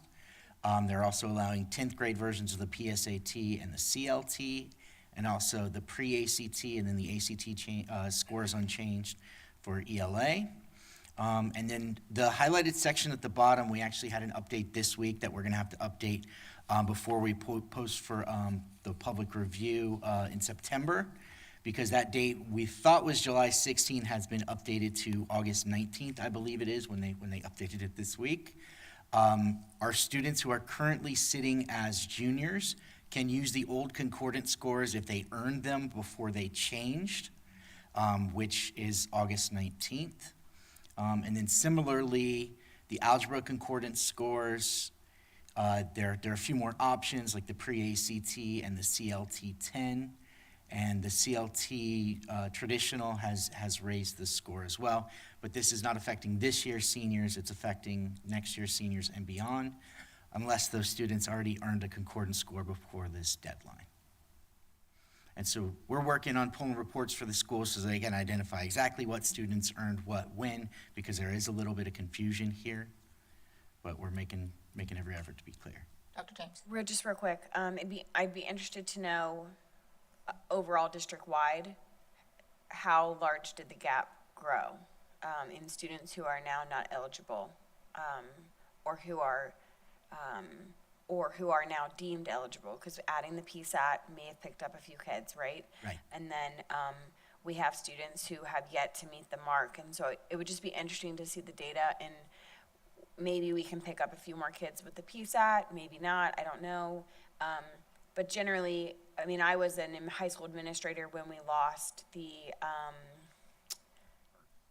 PERT score? Yep, the PERT score.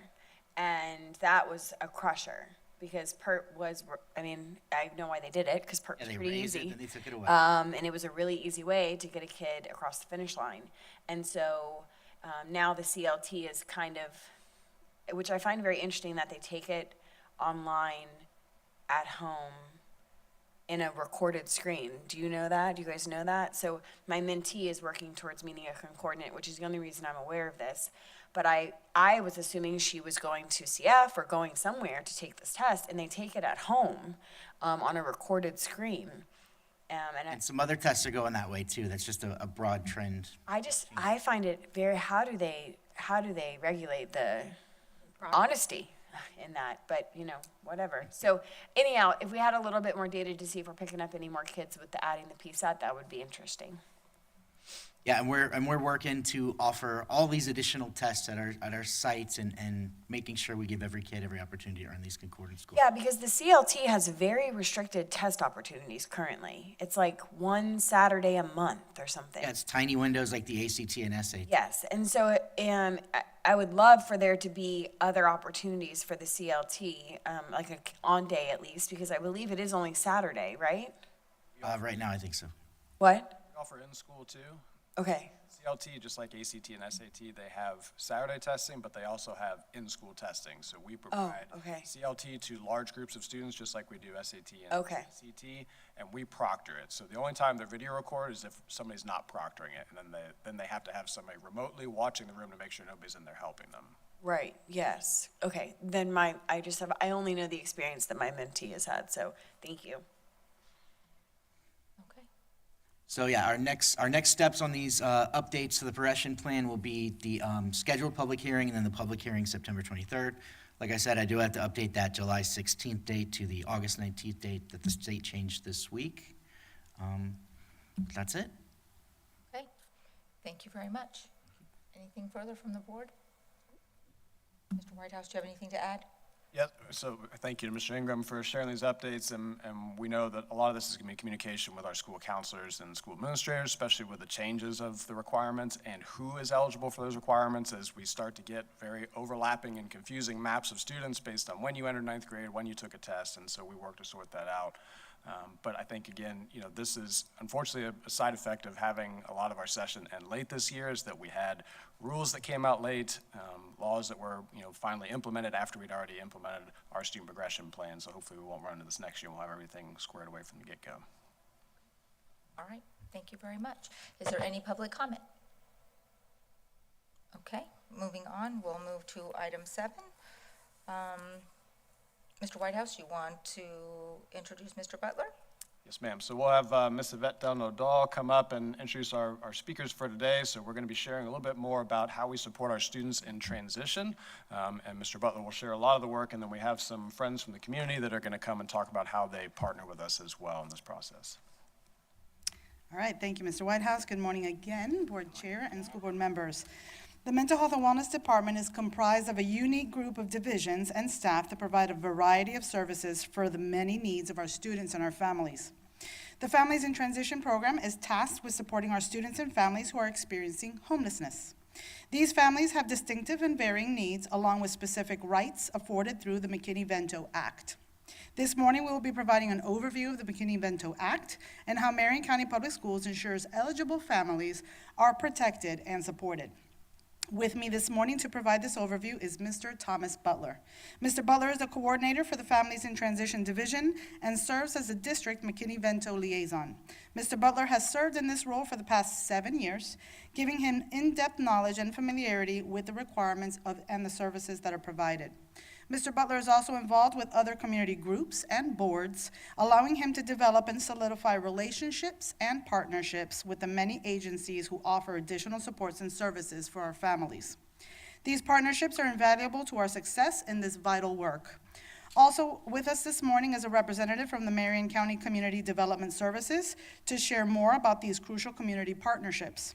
We're also joined by a representative of Kimberly Center to spotlight one community agency that we partner with in a variety of ways. At this time, I would like to invite Mr. Butler to share additional information. Want me to run the clicker? Yes, I got you. Good morning. Good morning. I'd like to thank you for giving me this opportunity to talk with you about the McKinney-Vento Act and how it affects and applies to our district. As you know, at the heart of public education is the belief that every child deserves access to learning, stability, and hope for the future. So the McKinney-Vento Homeless Assistance Act exists to protect that belief that homelessness do not lose their right to a free, appropriate public education. You clicked too quick. The McKinney-Vento Homeless Act was enacted in 1987, and it was updated in 2014 to 15 as part of the Every Student Succeeds Act. And actually, the purpose of the law is to protect the educational rights of children and youth experiencing homelessness. So, what we do in Title IX, Part A, our goals are to consistently identify at least 5% of eligible students as homeless within the school year. Also to sustain at least 90% of the daily attendance rate for students identified as homeless, and to consistently promote at least 90% of those students identified as homeless in the next grade at the end of each year. So when we look at defining homelessness in reference to McKinney-Vento, those are the children who, or youth who lack a fixed, regular, and adequate nighttime residence, including those who shared housing due to loss of housing, economic hardship, or crisis. They're actually doubled up with relatives or other families, or living with family, friends, or whoever. Some are living in motels, hotels, trailer parks, or campgrounds due to lack of adequate accommodations. Inadequate housing. Some are living in abandoned houses that with no running water, no electricity, and the situation is not livable for that family. And also those, we count those in living in emergency and transitional shelters. We have those that are living in private places, not designated for ordinary use as a regular sleeping accommodation for human beings. Campers, tents, sheds in the back of somebody's house, living in truck stops, living at places that are not inhabitable for any family to be living at, and they're living in these situations. Some are living in cars, some are living in parks, tents. We have some of them that live in what we call areas where homeless people encamp, in encampment areas, bus stations or train stations. Migratory children are living in the above. We count them as homeless in those situations also. Okay, the identification, how we identify those students. Because when you come into any school, you can't tell if a child is homeless. The only difference is when they go home and where they go to live.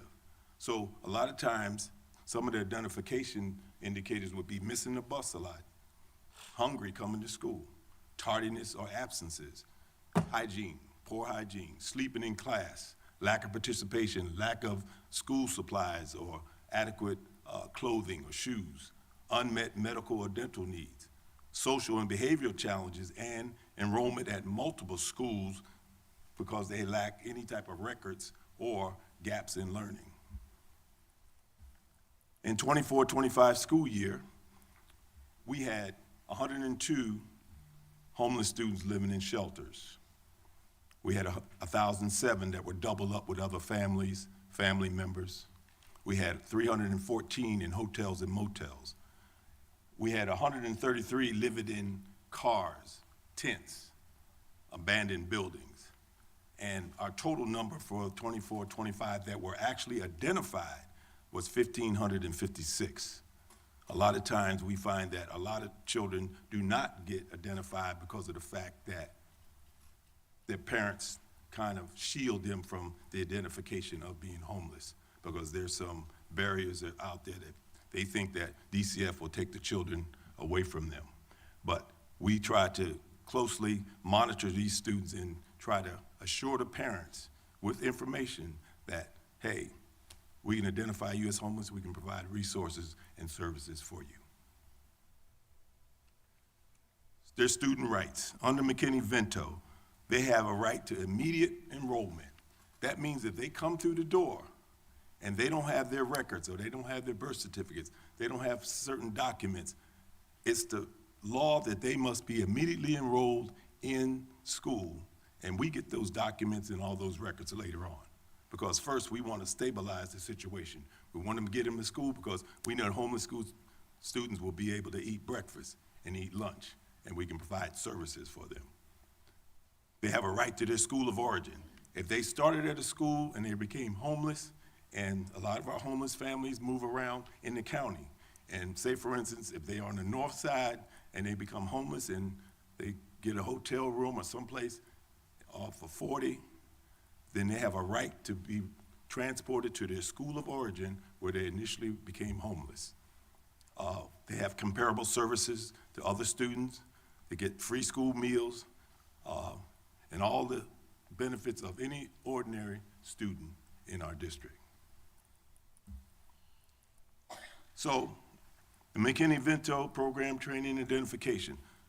Our school district must identify district school level personnel who must participate in training provided by the McKinney-Vento liaison, and that's done on a yearly basis. Our IPCs, our guidance counselors, we train them into filling out the proper paperwork to identify these students.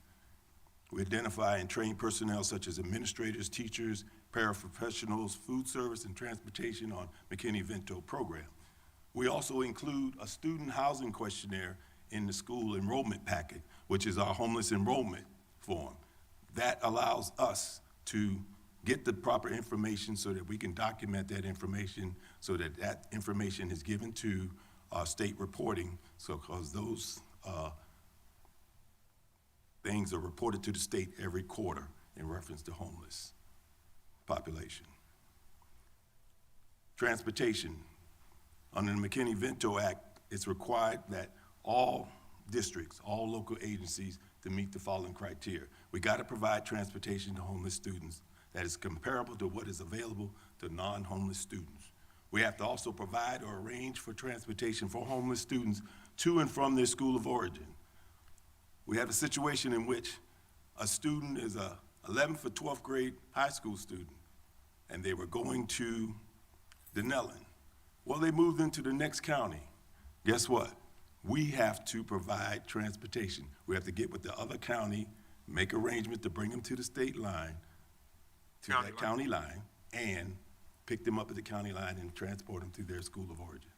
We've had situations that have occurred like that over the past few years. Also, we have to, go ahead, it's fine. So our Families in Transition program, as I indicated before, we've identified 1,556 students that were identified last year. We provided them with school supplies. We provided them with family resources. We provided case management. I tell you, 96% graduation rate for homeless students. Out of the 68 high school seniors last year that were identified as homeless, and most of our high school students are couch surfers. They live 1 week with another person, 1 week with a friend, here and there. Out of those 68, 65 of them graduated from high school because of the case management we provide through our Title IX grant. Out of those 65 students that graduated, 30 of them attended college. They applied for college, were accepted, and they went on to college. And the thing about it is, when a student is homeless, the first 2 years of their college education is paid by the federal government if they're accepted at any college in the United States. But we don't do this alone. Through our community support from our faith communities, our churches, our local businesses, our agencies that supply or support our homeless families, we're able to achieve these goals as far as graduation rate and provide resources for our families. Thank you, yes. Any questions? Excuse me, Dr. James. This is not, it's more of just a statement as a way that we can try and continue to problem solve, but you know, the facts you shared about our homeless seniors and making their way to college is exceptional and across the finish line for high school graduation. But a barrier that these students are facing upon enrollment into college is they are looking to prove residency, and the universities are pushing back because the child doesn't have a driver's license, they do not have a residence. And so how can we continue, and this isn't a question for you, but rather a collective group, how can we continue to problem solve at the state level so that our homeless students across the state, when they are going to university or community junior college, how can we ensure that we are changing the necessary paperwork required to prove residency, seeing as they may not have any of those documents, they are deemed homeless. And so I just want to see us continue to problem solve that. I know that that was something Marcinda faced going to University of Florida. They were pushing back and asking for all of these proofs of residency, and she didn't drive, and she didn't have any mail coming to any address. And so all of these things that they wanted from her, she couldn't provide. And the Take Stock team was working really hard to solve that for her. But not every student that you just identified has the Take Stock team on fighting their fight for them. I mean, they all have a team, but the Take Stock and Children team is a real big NFL team when you're looking at getting someone to fight your battles for you. And so I just want to make sure we continue to think about how we can problem solve that so that these students who are exceptional in education are not fighting another battle just to get in the front door. Well, we have paperwork that the state provides for us that we fill out for those students. When they apply for the college and they're accepted, we send this paperwork, which is signed by me and indicate and verifies that they were homeless. We send that to the financial aid office of that college or university. And that's how they can be identified, because they may not have an address or, and we have documents to give them so that they can get their ID, their driver's. And I think it's more from the legislator perspective, because the university, I think, was not accepting that for this particular student. And so if the universities are battling us on that front, we may need to take it up and be able to have further conversation at the legislative level, because I feel confident we're doing what we're supposed to be doing. But if that's not enough for a student to be able to get in to the University of Florida and attend school and register for classes, we have to figure out then at the legislative level what we can do differently to support these students. Do you know what school that was? University of Florida. Okay. Yeah. I can go ahead and contact them and let them know what the. Yeah. Yeah, I mean, the Take Stock team had to fight some pretty significant battles to get her to be able to officially be an in-state student, because they didn't want to accept the documents. And I'm sure I could connect you with the Take Stock team and they could elaborate, but I just think, and she's a super high achiever and has all of her ducks in a row. So a student who doesn't have a supportive team would really struggle. And maybe give up because the barrier is too large, and they say, you know what, just kidding, this is me a barrier I shouldn't go past. Well, normally I get those calls. Normally I get those calls from those students that may have issues with getting into school, and then I have to call over to the college. I had a student that was going to a school in Alaska, and we resolved the issue of that student enrolling in that school in Alaska. So normally I would kind of broker and talk for that student be that student's representative. Okay, yes, Reverend Cummings.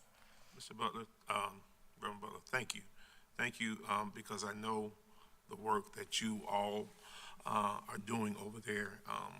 This is a serious, to me, this is a very, very serious issue within our community. Since school has started, and I think I've referred some folk to you in these past week or so, where this is becoming more and more and more prevalent in our community. It's not going away. And I do have some questions because with there not really being any such thing as affordable housing in our community, you're going to get more and more people looking to you for help because they're looking to me, and so I'm trying to connect them to the right people. However, with this, and I know you said 1,556 was for last year, that was identified, but we know that that number is much greater because of the stigma that parents don't want. You know, some cultures just say you don't talk about what's going on here. You just do what you got to do, and so those kids are not really identified. We probably know, probably have an idea, but they're not identified.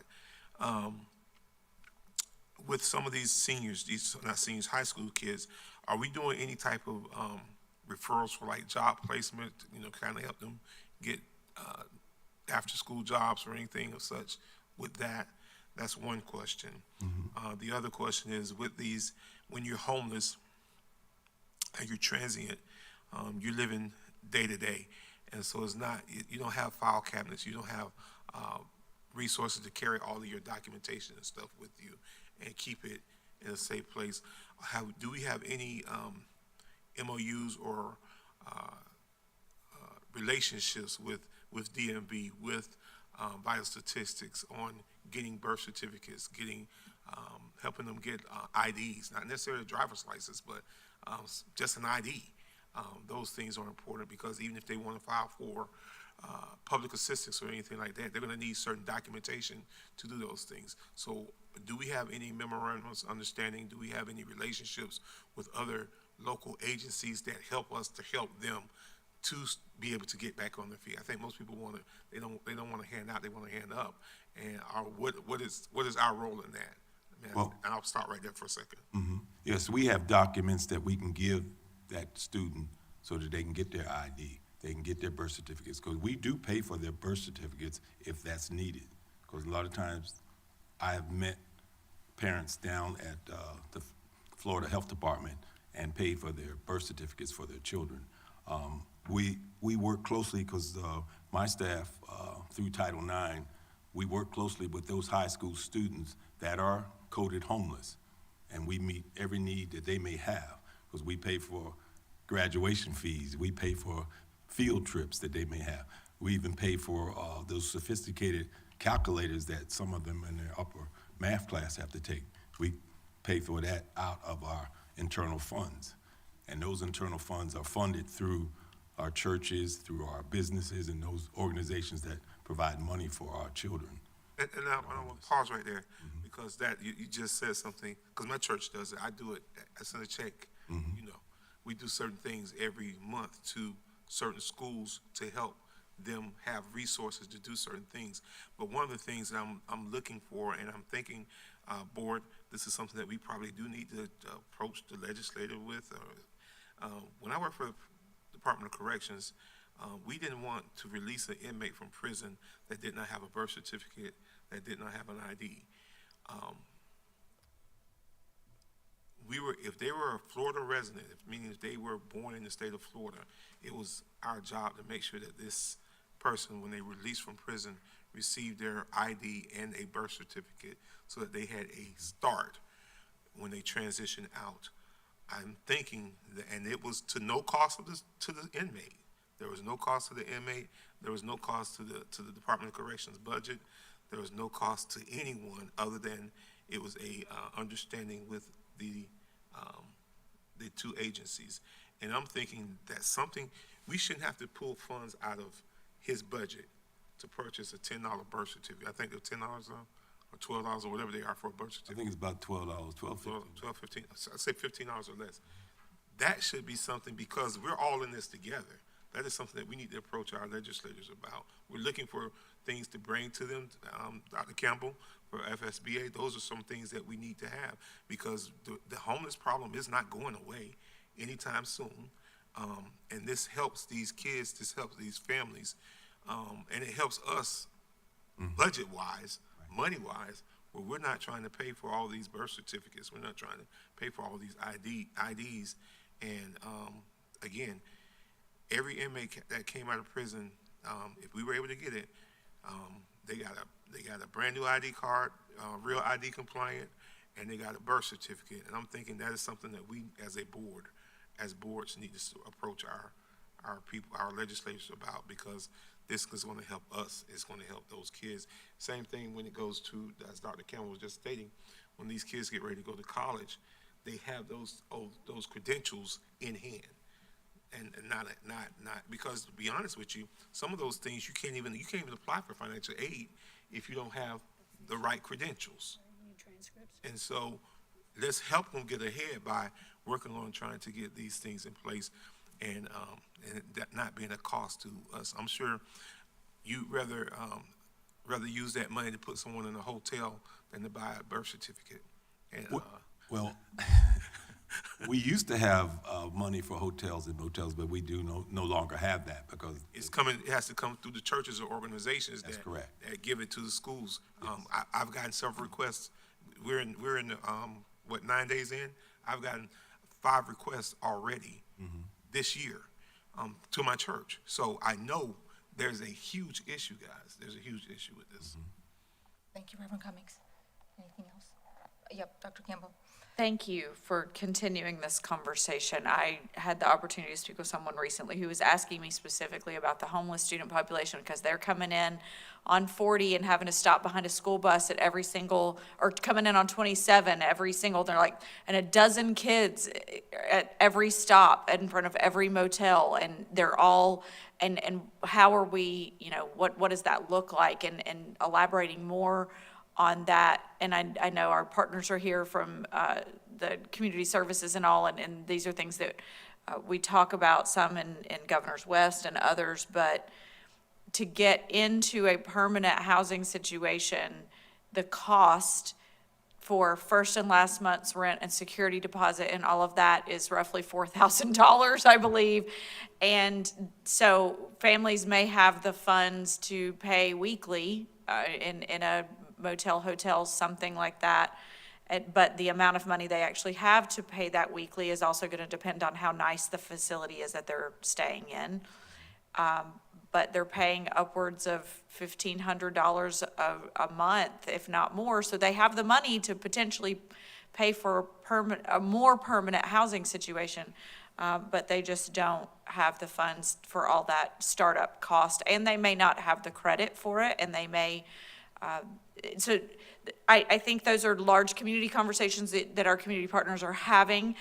And I know that, the next screen is going to have all of the partners that we're working with. And there are a lot of partners that are working together on this. I think it's something that we publicly don't talk about enough. The fact that we had 1,500 still left that potentially that are still with us.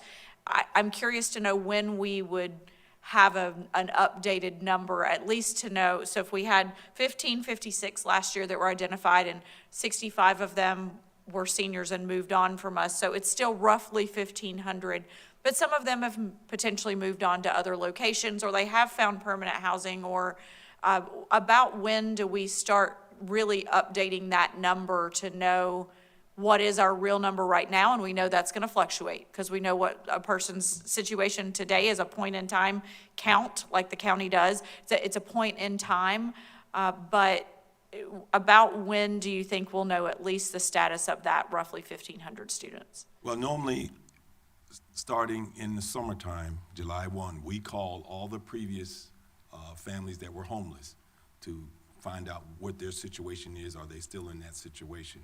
And then they have until September the 22nd to recertify. Okay. So that's the date that the recertification process will end for those from the previous school year. So if they haven't recertified, then they're taken out of the system as being homeless. But a lot of times, the majority of them will recertify by the 22nd. And with the help of our IPCs and our schools, who do a fantastic job in recertifying them and sending those homeless enrollment forms to our office, so that we can go ahead and look at how many we're gonna get. And after the first quarter, we normally get close to what we normally had the year before. Or a lot of them are coming in. Recently, I've gotten between 25 to 30 each week after July 1, coming into the office saying that they were homeless. They're in that same situation, yes. Thank you for that. The September 22nd date, it feels like one of those antiquated dates now that we start school in August. We were talking about a certain birthday by September 1, and so now we have a date even much later in September that is the recertification. It just feels like some antiquated legislation potentially that is dictating that, or is that a federal date? Well, that's what the state requires. Right, so that's state, that's my point. So whenever the state has all of these, I'm curious to know when they've reevaluated that September 22nd date. Well, Go ahead. It's normally counted from the first day of school, 30 days into the next school year. Because our homeless numbers continues to be counted to the state 30 days into the next school year.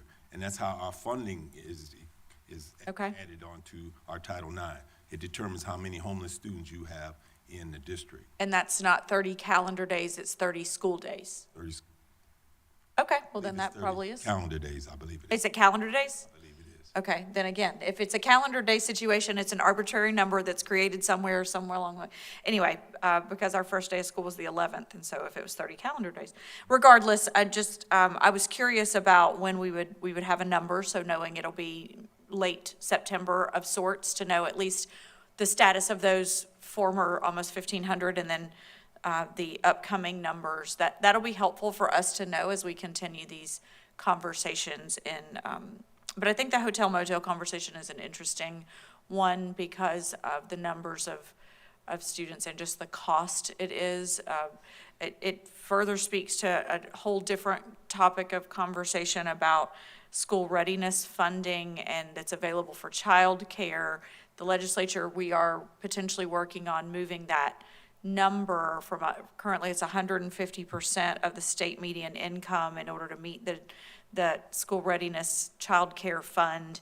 And the state, there is legislation potentially to move that, and the Florida Chamber Foundation is trying to do that.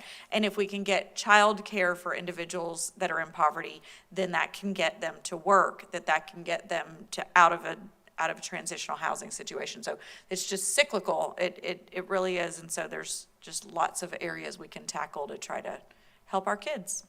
But we find that a lot of the parents who live in hotels, motels, they work. And these children are getting off the bus and they're going to that hotel, and the parent is not there because they're still at work.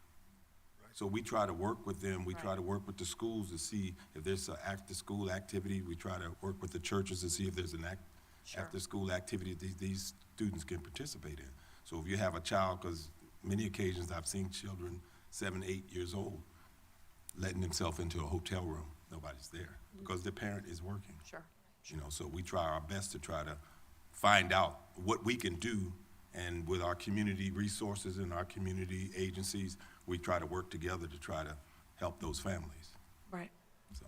And then Mr. Butler, Reverend Butler, is the picture, this is a very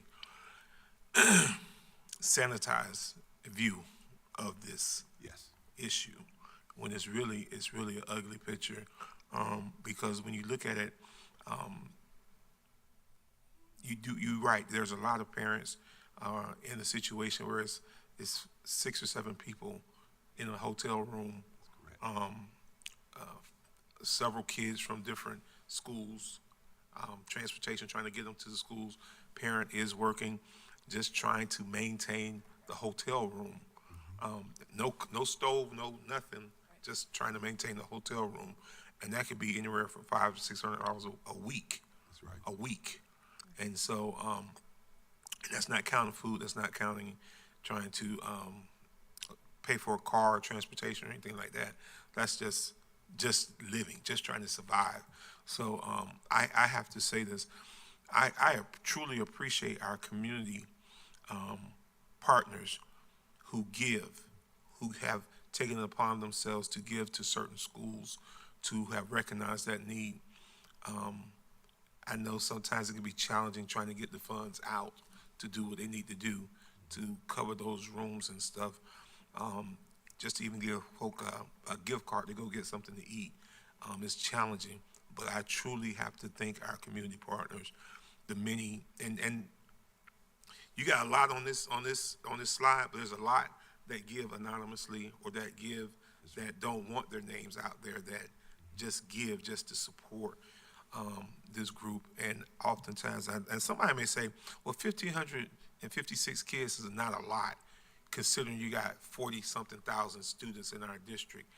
One is a lot, in my opinion, when you're saying every kid succeeds. When every kid succeeds, then that one counts, and 1,556 that have been identified is a lot. So you got to know that there's probably another 1,556 that are not identified out there, probably more. So I thank you. I really thank you guys for what you do. There's never been a time I called you guys and asked for as a referral to someone or something. Someone had a need that you guys did not step up and get it to them and help them. But we really need our community partners to continue to be that support, especially now that, a couple of years ago, we had a little help. We had all those ESSER funds. That stuff is gone.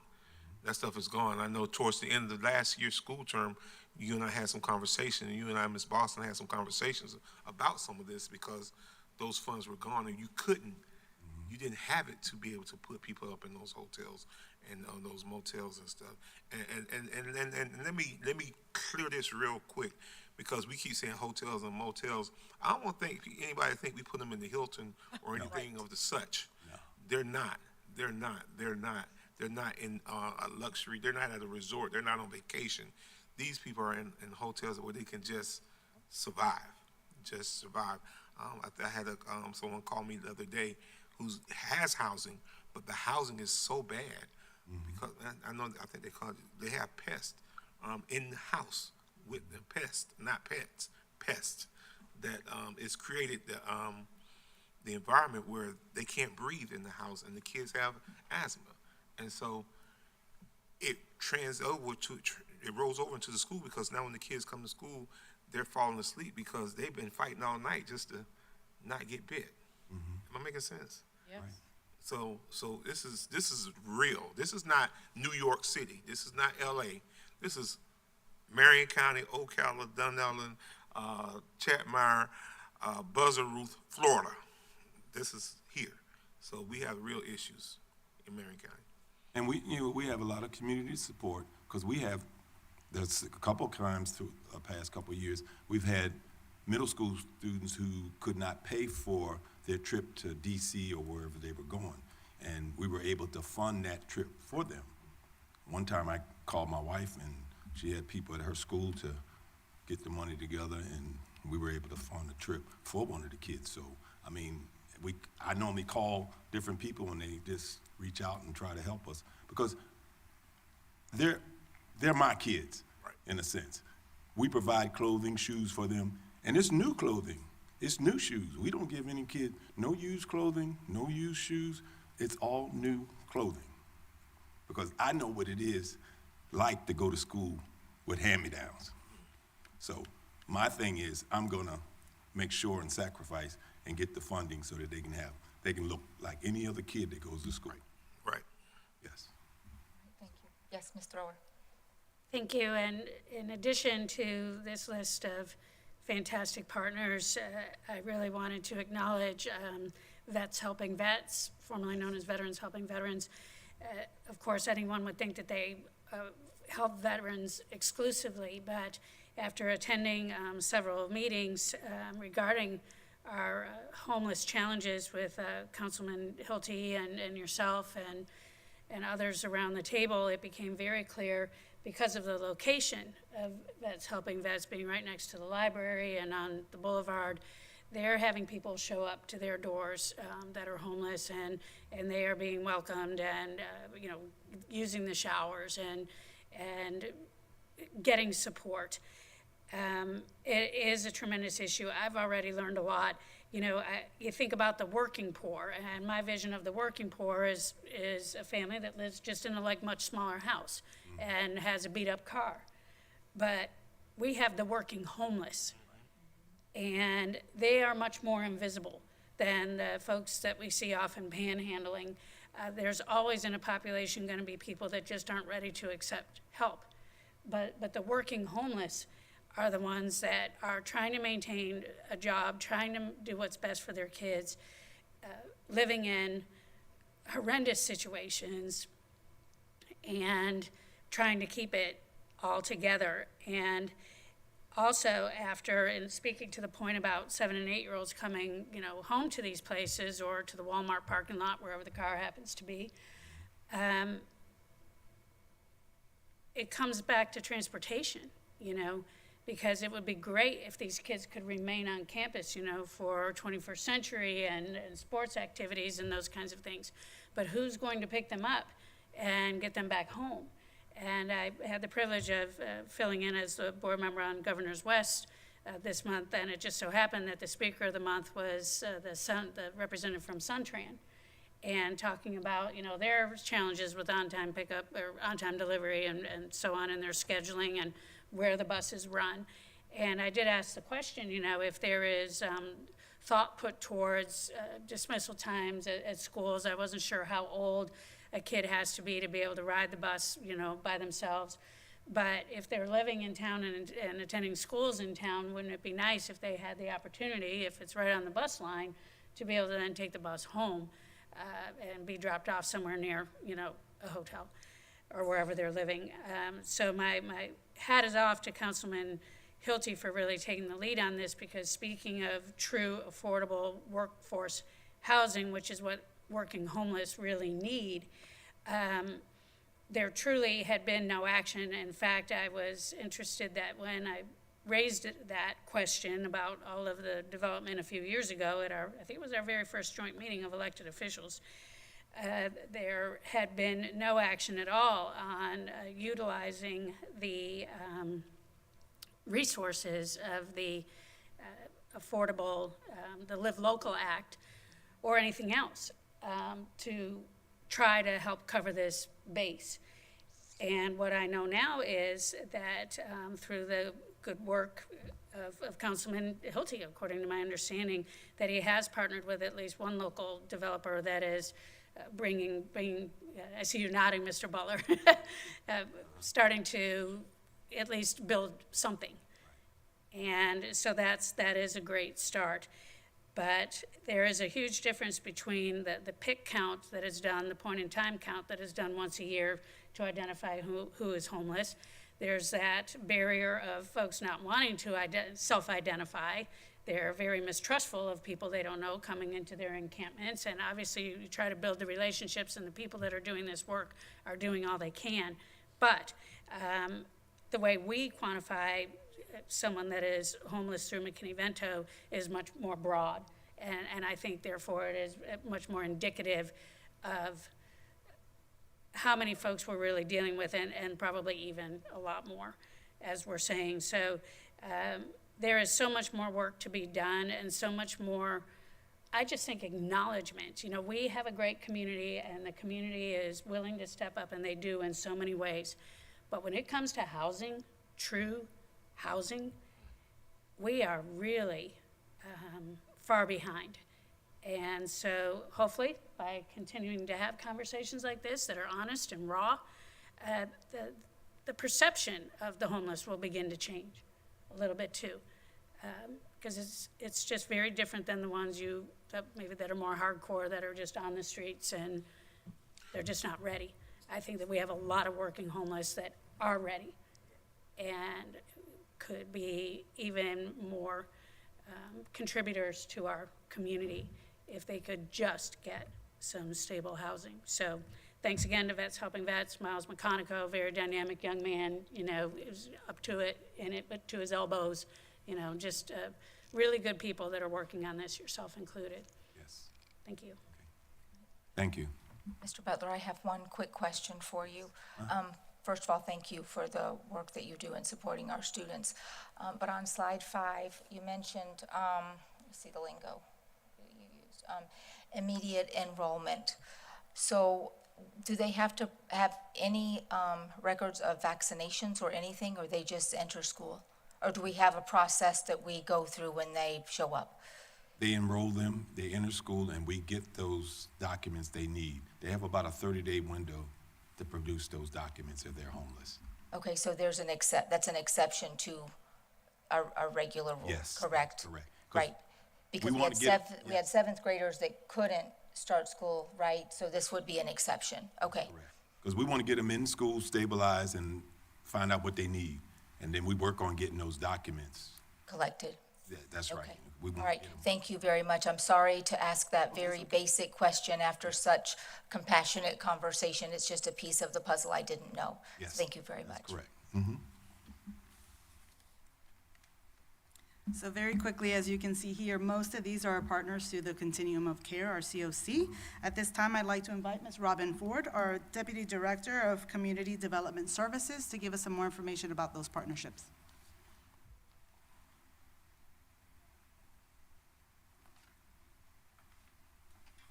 Good morning. Good morning. I'm Robin Ford, but before I start, I'm going to let Roberta speak before me because we are the Joint Office on Homelessness, and she's the other half of the joint, so. Okay, Robin, real quick before you. Yes, you are correct. Real quick before you start, if you could speak right into the mic for me, it will help bend it. So yes, thank you so much. For short people. Yes. Thank you for having me. My name is Roberta Sincati. I am the COC Manager, Community Services, Marion County. As Robin said, the COC is a joint office between the City of Ocala and Marion County. We are the Continuum of Care. Many people don't know what that is, to be honest with you. I didn't before I started in this position. What we are working on is some rebranding that you'll see in the upcoming months, rebranding it to the Homeless Alliance or the Ocala Marion Homeless Alliance.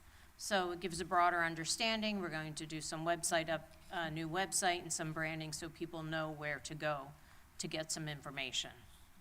Sorry, I have slides that didn't make it. The Continuum of Care unites local agencies and partners to reduce homelessness through coordinated planning and support. The mission of the COC is making homelessness rare, brief, and non-recurring. The COC has a board of governors, which consists of 11 people, and thank you, Mr. Butler, who serves on our board. It is also comprised of a general membership that's about 30 to 40 different agencies. All those agencies work together to focus on key areas of planning and strategy, membership engagement, oversight and evaluation, and resource alignment. The partners come together to share their resources. It's a collaborative environment. You know, we all want to row in the same direction and share services. People will bring up an issue someone will have, someone else in the room may be able to solve it. Our meetings the next meeting is this coming Tuesday. We have meetings monthly over at the Growth Services Building. They are open to the public if anyone would like to attend. So the joint office, the county is not a direct service provider. So you can equate it to ATC. So we don't fly the plane, we just organize and provide the direction. The city does provide direct services, and Robin will review that. So through planning and strategy, the board and the general membership, they coordinate approaches, they do strategic planning, they'll monitor programs for their effectiveness and ensure compliance, and leverage funding to make sure that the money's being best spent in the community based on the needs. The funding priorities for this upcoming cycle is coordinated entry, to make sure everyone is documented and in the system that is homeless.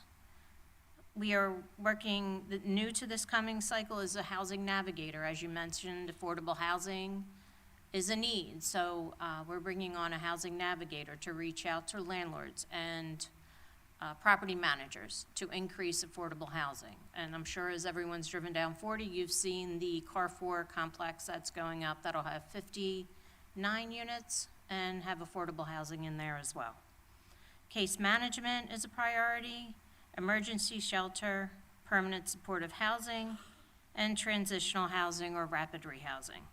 And the outcomes that we're looking for are the outcomes that were discussed here already. You want to support, if there's a need, to support treatment and recovery, increased earned income, all for the goal to have people not return to homelessness. You want to give people the supports and the tools to become self-sufficient, independent, and stable. I have a slide here that kind of goes a whole thing, but some of the ways that the housing prevention, there is rental assistance out there. So to prevent homelessness, some of these partner agencies right here have rental assistance programs that are available to help people, utility assistance. There's mortgage assistance programs out there, things to prevent people from becoming homeless. Once they're in a situation where they're homeless, there's emergency shelters.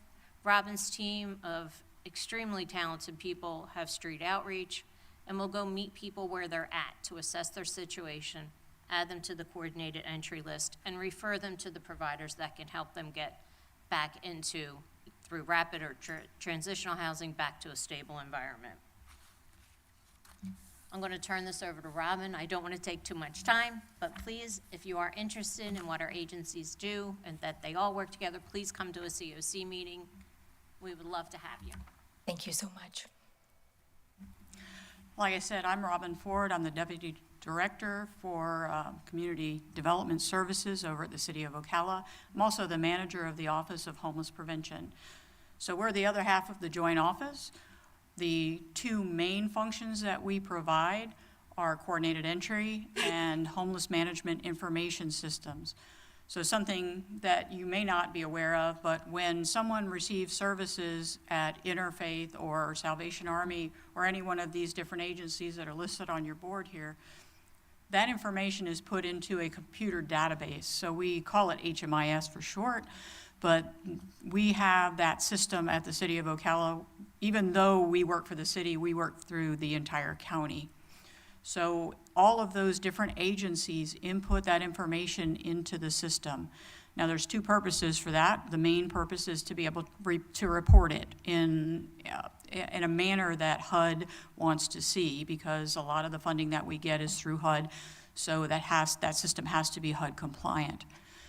The other reason is to avoid duplication of services. So if someone comes to Interfaith and asks for utility assistance, and they receive it, that's going to be put in that computer system. And if they were to go somewhere else and try to receive it for the same month, then they would be able to, whoever was inputting that information could look that up prior to giving them that assistance. That's a requirement from HUD to avoid duplication of services.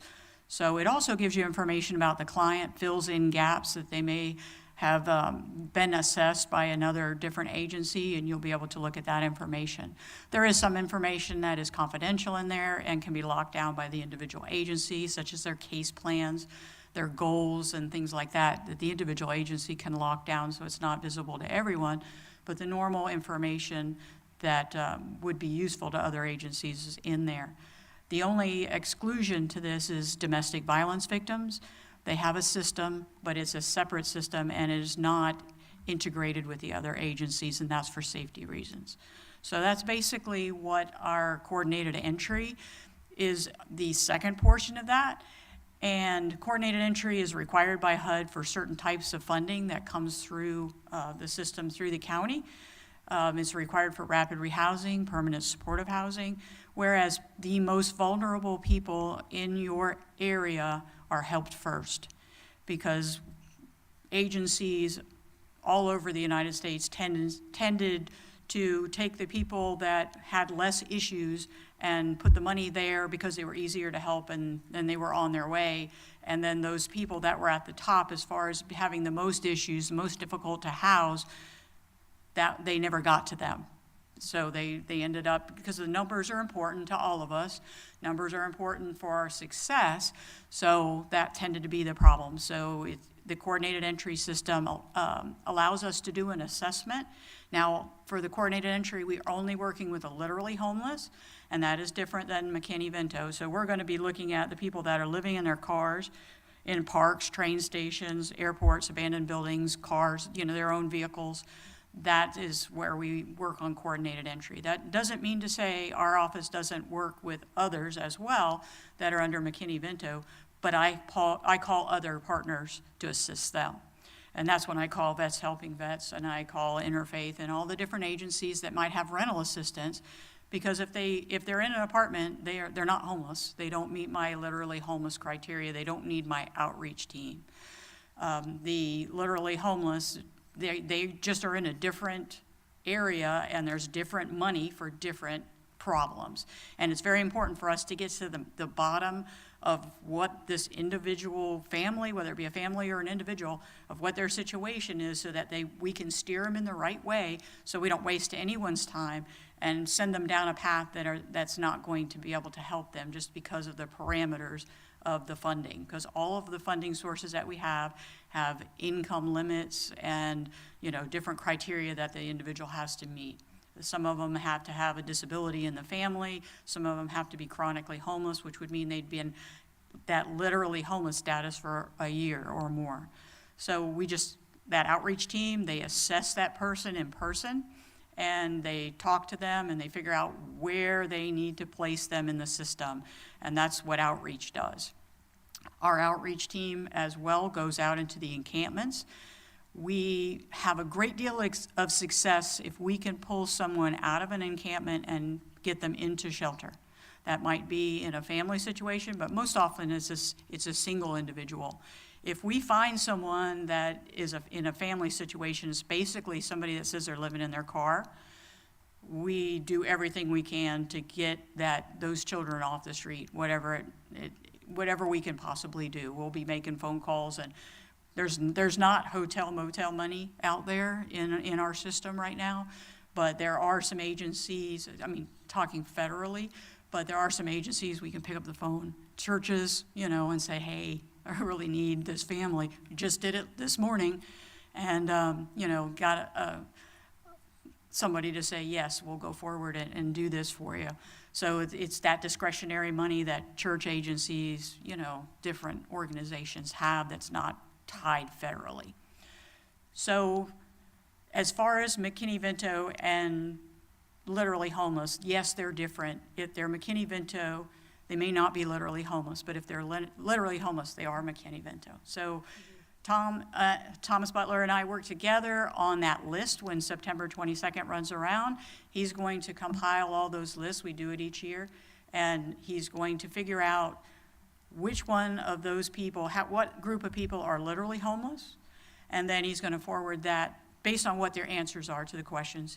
He'll forward that list to me, and then we get to work as our outreach team, going out and outreaching to those people, finding them where they are. Our outreach team very rarely will do an interview at our office. It's almost exclusively where they are, whether it's in a car, at a rest stop, as long as it's in the county, we go there. So that's what they'll begin to do as soon as those results come in. And, last year we did that. Just keep in mind, though, that sometimes we run across individuals. One of the ones we ran across last year, living in an abandoned house with 2 children, got her a shelter bed, ready, and wouldn't leave the house. So that happens, and we don't give up. We keep going. If the children are in danger, obviously that's a different situation. It's a DCF route. But if they say no, we don't take that. We just, okay, it's no today, but it's not no tomorrow. And it was no today for several months. And then the house that this individual was staying in was slated for being demolished because it was in that bad a shape. It was not her house. It got demolished. Guess what? All of a sudden she's like, hey, is that offer still good? We got her into where she needed to be. So the outreach team does not give up. They just keep trying and keep trying.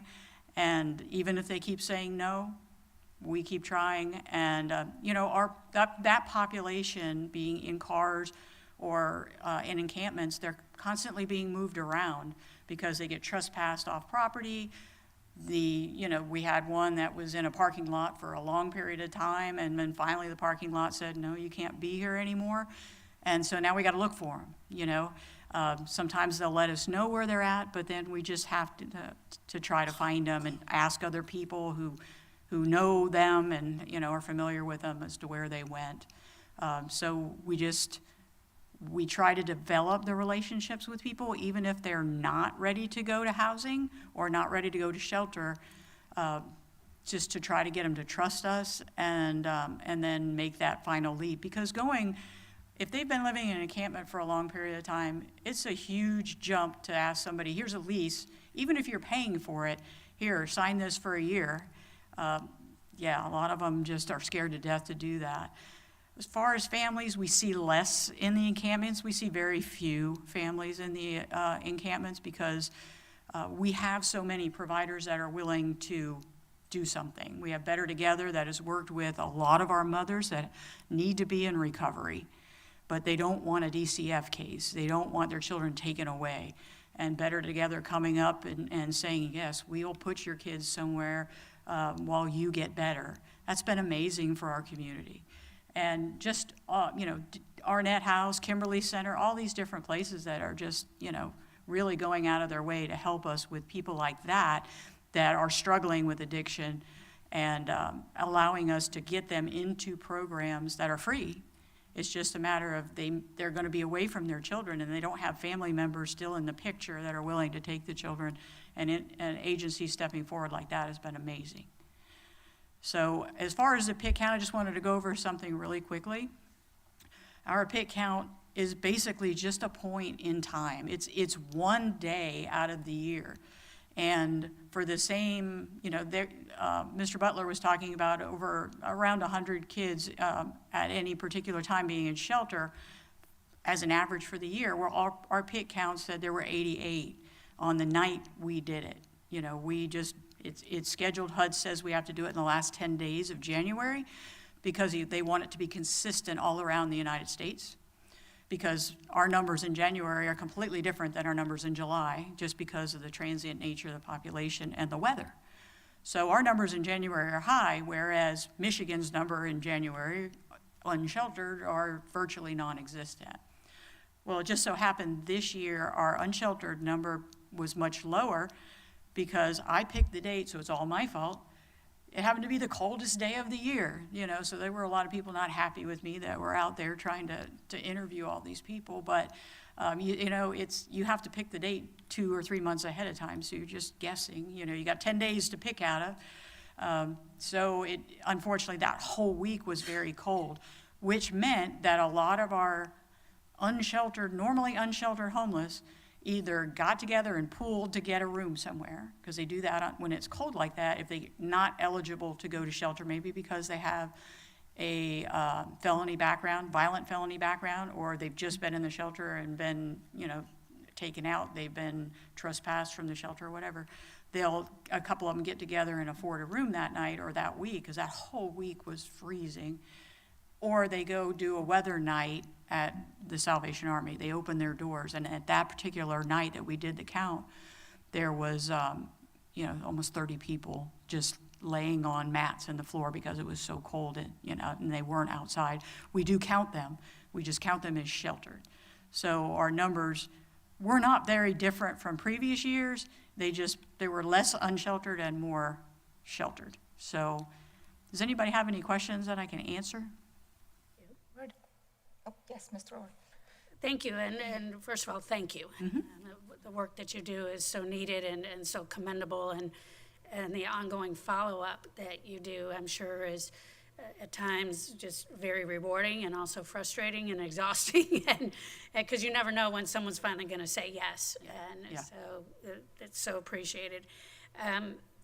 Our little task force that's been meeting at Vets Helping Vets a few times, it's my understanding now from hearing from Miles McConico that you guys have your COC meetings, and that maybe we can blend in and to those, I think was the suggestion. I had to leave a little early from the last meeting.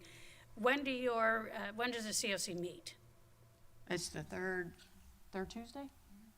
There's one this Tuesday. at Third 12:15. Tuesday. What time? Is it fourth? Fourth Tuesday of every month. Oh, that's right, we got 5 Tuesdays know, this we- month. That's why, we have okay, an I'm extra sorry. one. So Yeah. fourth Tuesday at every month. There's normally a Board of Governors meeting first, and then a general membership meeting. Board of Governors meetings are every other month currently. So this coming Tuesday is a general membership meeting. It will start at 12:15. The meetings are held over at Growth Services. Yeah, you said. Yeah. I'm sorry. The meetings are the fourth Tuesday of every month. They're held at the Growth Services Building. There's a Board of Governors meeting first, then a general membership meeting. This month, this coming Tuesday, the general membership meeting starts at 12:15. Board of Governors meetings are currently every other month. Thank you. And those COC meetings are great for, finding out what funding's available in our area. But like today, this afternoon, is or I think it might have been at 10 o'clock, but the Resource and Referral Committee meeting, which is just all these different agencies get together and they talk about what they can offer. And it's held over at CareerSource. And CareerSource has been a huge thing for us to work with because a lot of our people that call, they're unemployed. So we get them hooked up with CareerSource to be able to, some of them really want, I don't want just a job, I want a career. Okay, well, they provide training for free and they even provide tuition to college for free. You just have to, commit to going to class and, finishing the program. So they do resume writing. They will help with all kinds of applications. They also help with SNAP applications and all that. So, and they have a specific veteran person that helps. So they're a huge help to us. But once a month, they host this meeting where they'll have one new agency come in and just tell everybody that wants to come what their agency does. And like one month they did ELC. And they, talked all about, how, and that was a big thing for me because I need to get our clients working. And if they have non-school age children, toddlers, they can't work if they have to pay full price for childcare because they just can't do it. It doesn't make any sense with the amount of skill level they have and the job that they would be able to obtain. So working with ELC, we've been able to get them reduced childcare and do those forms, and it helped them with those forms, and we would do the referral right to ELC to get them, because we know they're homeless, because we're working with them. We've been where they live, whether it be outside or most likely in that situation with ELC in one of the shelters, either in Salvation Army or in Interfaith. So those partners, have been amazing to us. So even if it's not housing, we're not just limited to housing. We try to work with them in employment. And if, like I said, if they need recovery services, we can hook them up with the place that can meet their needs. Sometimes it is a Salvation Army. We also have a diversion program where if they have family elsewhere that can help them get on their feet and they would prefer going back to their family, we can send them on a Greyhound to their family and let them back to stable housing, because sometimes people come here for employment and they find out that job really didn't exist or it wasn't what they thought it was and they couldn't actually do it. So they need to go back, but they don't have the finances, so they're kind of stranded here. So we get them in the shelter so they have a roof over their head, and then we work towards getting them back to their family as long as their family will, accept them, or wherever it is that they have a stable housing. But we do call ahead to make sure that that's possible. And if they need a recovery bed in another area because the recovery bed's not here, there's not one available, but they're willing to go, we'll call that recovery house and make sure that they do have a bed and then send them through that Greyhound diversion program, because that has been a big help. I think this year we have close to 70 people that we've diverted out of our shelter system and back to stable housing. We will not send them out to another place to be homeless. We will not do that. We don't want that done to us, so we will not send them to another shelter in another area. Thank you very much. Anything else from the board? Okay, thank you very much. Thank you, Ms. Ford. Okay, just one more. So I wish we had time to spotlight every single agency we work with because they do amazing work. But we're going to have the executive director for Kimberly Center, Ms. Dawn Westgate, present some information about Kimberly Center, just because we partner with them in so many different ways for some of our most vulnerable populations. Good morning. Good morning, just barely. You've been with us a long time. Thank you. You guys have a lot of important stuff to do, I understand. So as Yvette said, I'm Dawn Westgate. I have the privilege of serving as the Executive Director at Kimberly Center for Child Protection. We are our county's Children's Advocacy Center and Child Protection team. What that means is we serve the children in our community after there are allegations of child abuse and child neglect. This is something that, as you know, is happening far too often to our children. There are far too many children that are being impacted in this way. Every year, our Department of Children and Families receives more than 4,500 allegations to their hotline. That impacts more than 9,000 children in our community when you talk about siblings and blended families and all of that. So there's a lot of abuse and neglect happening here, but we are fortunate that we do have a very collaborative response to those allegations, and a lot of that is facilitated through what we do at Kimberly Center. So at Kimberly Center, in the last year, so some of our 2024 numbers, 1,300 different children came to us for intervention level services. So after an allegation of abuse or neglect was made, they came to us to receive a variety of services that might be investigations in nature, or might be treatment or advocacy, trauma therapy in nature. We do have a program where we partner with you all and are going into classrooms and providing children with the Child Safety Matters and the Teen Safety Matters curriculum. That outreach last year was more than 32,000 children. We are going into every first, second, and third grade classroom, every middle school, and every high school. The delivery looks a little bit different depending on the school and depending on different situations, but the most preferred way is in the classroom, face-to-face by our staff, that we can get creative for some of your larger schools in how we roll that out. And then just a few other numbers. 117 children waited with us last year for foster care, where we have a program where we take care of those kiddos while they're waiting for that foster care bed. More than 2,000 trauma therapy sessions provided to children.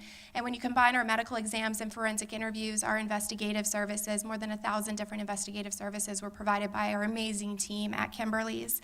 We have a team of about 25 that work on staff with us full-time to do the services. And so what I just wanted to do in a very high-level way is just highlight a couple of the programs where we do overlap a lot with the public school system. So our multidisciplinary team staffing. So Kimberly Center every Friday morning at 9 a.m. hosts our MDT. It's our multidisciplinary team staffings. And essentially, it's built upon the concept that child abuse investigations used to happen in silos, where law enforcement didn't talk to DCF, and DCF didn't talk to law enforcement, and nobody was talking to the state attorney's office or telling the schools what on earth was going on. So we believe it should be done differently. And for a long time now, we've been doing these staffings on Friday mornings. So everybody that has a stake in child abuse investigations, treatment, prosecution, sends a representative, and we discuss cases that came in the week prior of significant sexual abuse, physical abuse, medical neglect, and then human trafficking is one that we've been doing more frequently as well. We staff those cases. We spend about an hour and a half, 2 hours going through and just making sure everybody's on the same page. It's really important with child abuse investigations that not one agency feels like all of the responsibility falls on their shoulders. We are a team, and we all have the same goal in mind, child safety. We might all have a little bit of a different concept on how to get there, but it's important we're sharing information so we can make good plans, good action plans for both the criminal investigation as well as the safety side of it that DCF is deciding. We touched briefly already on the Child Safety Matters and Teen Safety Matters curriculum. We do have 4 staff that full-time are going into the classrooms and are collaborating with your guidance department, sometimes your APCs, to get those scheduled. You all are so accommodating, and we get great feedback from the teachers on the importance of the information that is being conveyed. They most often stay in the classroom while our staff are delivering the curriculum and are a support. Kids are going into active disclosure during these sessions. Sometimes it's literally while we are presenting the information, sometimes it's immediately following, and then sometimes it's in the days and weeks that follow. Sometimes those are kids that have maybe previously disclosed but are clearly still in need of maybe some trauma therapy. And sometimes it is brand new information that the child has never disclosed to anybody. And then we lead into a new investigation and can create some child safety. Our Children's Trauma Therapy Program is our longest standing program at Kimberly Center. We've been around and serving children in Marion County since 1999, trauma therapy being one of the first programs that we had. We have 4 master's level clinicians. All they do all day, every day is help children recover from the trauma of abuse and neglect. We do stay open Monday through Thursday until 7 p.m. We do our very best to not impact school schedules. We know how important it is that our kiddos are sitting in classrooms. So we do have those 7 p.m. up to 7 p.m. appointments to try and prevent kids from missing school. Sometimes we can't completely avoid it, but we do try to work with mom and dad or whoever their caregiver is to know a better time of day for the child to miss if they are going to have to miss. I oftentimes get asked when we talk about our trauma therapy program if it would make sense for us to be going into the schools, because we do know that school-based counseling is sometimes a great option for families, especially when you think about missing school and transportation issues. From our perspective at Kimberly Center, what we are asking our kids to process in a trauma therapy session is sometimes really horrific child abuse, and we don't feel like it would be a fair ask of the child to step out of their English class, talk about their sexual abuse history, and then walk back into their math class. We don't feel like that would be setting them up for success during the school day, which is why we make sure we're open later, and we make sure that we are helping them know how to continue to process their trauma when they leave that counseling session that they've had with us. Trauma Intervention and Advocacy is the program that I referenced earlier where kids are waiting with us for their foster care bed. Unfortunately, our Department of Children and Families, when they make the decision that a child has to go into the foster care system or into another out-of-home placement scenario, there's a long process that happens and there's a lot of weight on the shoulders of our investigators from DCF. So it can take 4 hours, 6 hours, 15 hours for a child or a sibling group to actually get their bed identified that they're going to go to. And what we realized at Kimberly Center a few years ago is that these are kids in active trauma. They've already been abused or neglected enough that they're going to be removed. And now the removal is another trauma for them. So the hospital district actually funded this program for us, where now in Marion County, when DCF makes that difficult decision, those kids are brought to us, and our trauma-trained advocates provide for the emotional and physical care of those children while they wait for their foster care bed. They do an amazing job, and we make sure that we are doing our best to wrap those kids as they continue forward in their next placement to provide continuity and information to their new foster bed placement. We attend, whenever possible, parent resource nights. We go to back to school events.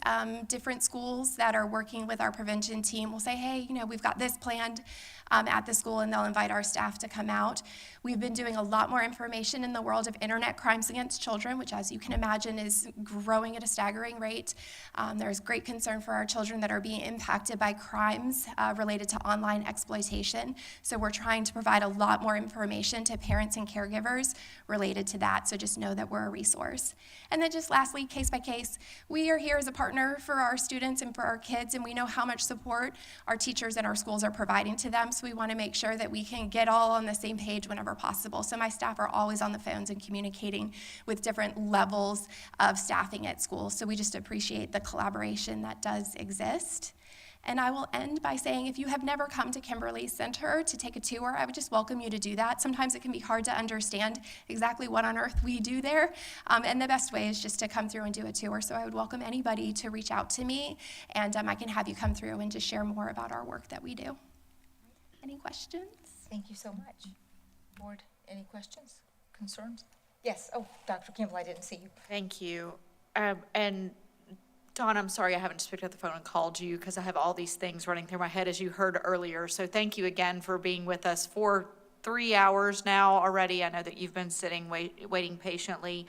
I have 2 questions specifically. So Kimberly Center is unique to Marion County. Are there partners like you in other counties? And the reason I'm asking that is specific to those children in waiting for foster care.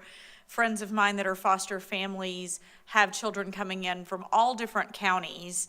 And so the trauma those students are experiencing coming into Marion County then may not be in a situation like you guys are providing that trauma-informed care to them while they're waiting. So that's my first question. And then my second question is related to specifically to the trauma therapy that you provide, what does your waiting list look like? How far out? Could we use more master's level clinicians, and what does that look like? I mean, there's a broad concept you can see me forming here, and what's it gonna take for us to really move the needle on some of these things? Yeah, absolutely. Two great questions. So there are children's advocacy centers in the surrounding counties. Every county in our general area has a children's advocacy center, but we all look a little bit different. We're all structured differently. Kimberly Center is the only one that has that TIA, is what we call it, the TIA program, where kids wait with us for foster care. It was something that our staff, we watched an investigator announce shelter to children and a mom and thought, okay, this is broken and it's our job to fix it. And so in 2018 is when we launched that program. So it is something that is unique to Marion County and something we've been doing since 2018. And we have a lot of kids that come through our program that get placed in Citrus or Hernando County that don't even stay in Marion. But the kids that are getting removed in Citrus County do not come through that program because their investigators are based elsewhere. So it's definitely a program that needs growth and needs expansion. And then as to the second question, for the first time, I have to admit that we do have a waiting list, and I think there's something to be said for that. Yes. We shouldn't have a waiting list for children that are in active trauma. We need to be able to see those children very quickly. We need additional funds to expand our trauma therapy program. We currently have 4 master's level clinicians, 3 of which are licensed in the state, 1 that is working on licensure. The way that we model our trauma therapy program, though, is to create consistency for our children. So we have a child that gets referred into trauma therapy. It usually takes, I'm going to say, about a month for them to get their first session. That's the waiting list. So it's going to take about a month. Unless we have a child in significant crisis, we'll get them in much sooner, if at all possible. And what happens, though, is that child gets assigned Tuesdays at 4 p.m. And your appointment to see your trauma therapist is every Tuesday at 4 p.m. until you graduate counseling. A lot of times that's 10 to 12 sessions, depending. And then that slot opens up and we bring another kid into that Tuesday appointment. So that's the way it's structured. So we do need program expansion, more counselors at Kimberly Center to be able to avoid having that wait list in general. A thing on our strategic plan at Kimberly Center is also to add family therapy. Our children heal as much as their home environment does. You can throw individual counseling all day long at a child, but if you are returning them to complete dysfunction, their healing process doesn't look as successful. So also in the works for Kimberly Center is expansion into being able to do more family therapy. We do it on a limited scale right now, but definitely the need to do more. Thank you so much for that. There's so many continuing questions I have, and maybe we need to elaborate on this at another time with a phone call or something. But I was going to ask specifically about how long it takes to get to that first session, and then really, do you ever graduate? And so the fact that they might get the 10 to 12 sessions, maybe that's an elementary school child, but as soon as they get into middle school, they are re-traumatized for whatever reason, or there's a trigger that happens or something, and then they get to come back to you guys, and so that's another. Yes, they do absolutely come back. So those children and parents know, and that's going to happen. Absolutely, a child that has a significant trauma and young child is going to be triggered.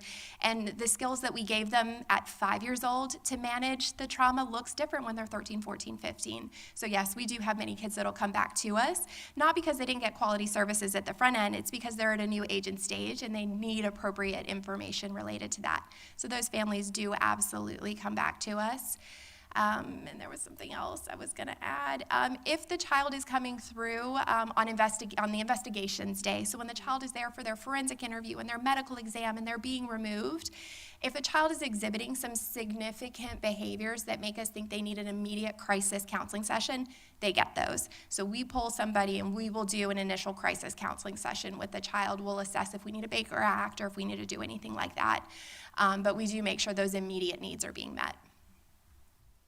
Thank you. And just to follow up, I'm trying to get my hands on it while I'm typing really quickly. I know that the Marion County government has included the word family in their mission statement, and I was trying to get it right in front of me to see exactly what it is. It's on the back wall. We had the privilege or opportunity, I guess you could say, to have our board meetings there for a month whenever this was under reconstruction a bit. And so I remember seeing it in the back, and they have the word family there, so I can see why we all need to be having these conversations. And again, to your point and what I tried to say earlier, these are community issues and our kids are dealing with a lot. And to say that you have a waiting list for kids in trauma, it is significant. And I don't think it's talked about enough. And certainly since I've been a board member, I don't know that you've ever stood before us and had these conversations. These are public conversations that need to be happening. And if it takes behind closed doors conversations to make real change, okay, fine. But if we're not addressing this stuff publicly with the right people in the room, then we're just going to continue to see the cycle.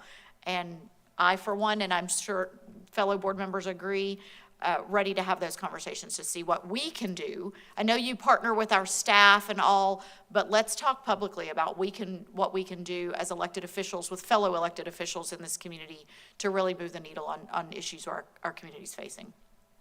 Thank you. Okay. Anyone else? Okay. Is that a yes? Okay, thank you, Dawn. Thank you for the work that you do, not just for our families, our school families, but for our community. And that was it from us, if you have no other questions. Okay. Mr. Whitehouse, do you have anything to add? Yes, thank you, Chair. So again, just thank you to our community partners. We know there's a lot more other than who we just showcased this morning that work with our teams, and we want to appreciate them. Mr. Butler, hold tight. So we want to thank them for their work, and sorry, I'm going to brag on you in just a second here, Mr. Butler, so don't take off. So we want to thank them for their work. We know our core business is teaching and learning, and if that was all we had to worry about, we would find this work a lot easier. But we know from understanding Maslow's hierarchy that there's a lot of needs that have to be met with our students before we can ever get to that teaching and learning portion, and we rely on these community partnerships to make that happen. So we're grateful for the work that Mr. Butler does and for all of our community partnerships and taking care of that. But while I'm on that, I do want to brag on Mr. Butler here for just a minute, because besides what we've heard this morning, he shared some great information, great data with us. Love the number of graduates that we had last year that were homeless, which is a huge statistic. But he also wears a lot of other hats that I just want to make sure we highlight. So Mr. Butler spearheaded our bus brigade this summer, and last count we had over 23,000 items donated through the bus brigade, and rallying support from our county commission, so we greatly appreciate the work that he did there. He also spends every morning at Oakcrest Elementary School helping with the arrival of students. And Ms. Dobbs was sharing how appreciative she was of him the other day, that he's out there sweating with everybody else in the car line, getting kids into class, but he's also grabbing those parents that are showing up 10 minutes late and having a heart-to-heart conversation with those families and letting them know the impact of even 10 minutes late arriving to school has on our students, because 10 minutes a day times 180 days adds up to thousands of minutes. And so we're grateful for him stepping up in a lot of different ways and supporting our school system. All right. Thank you, Mr. Yes, thank you, Mr. Butler. Thank you. Is there any public comment? Okay, seeing none, we'll move on to our next item. I think Attorney Powers, I'm going to turn it over to you for workforce housing.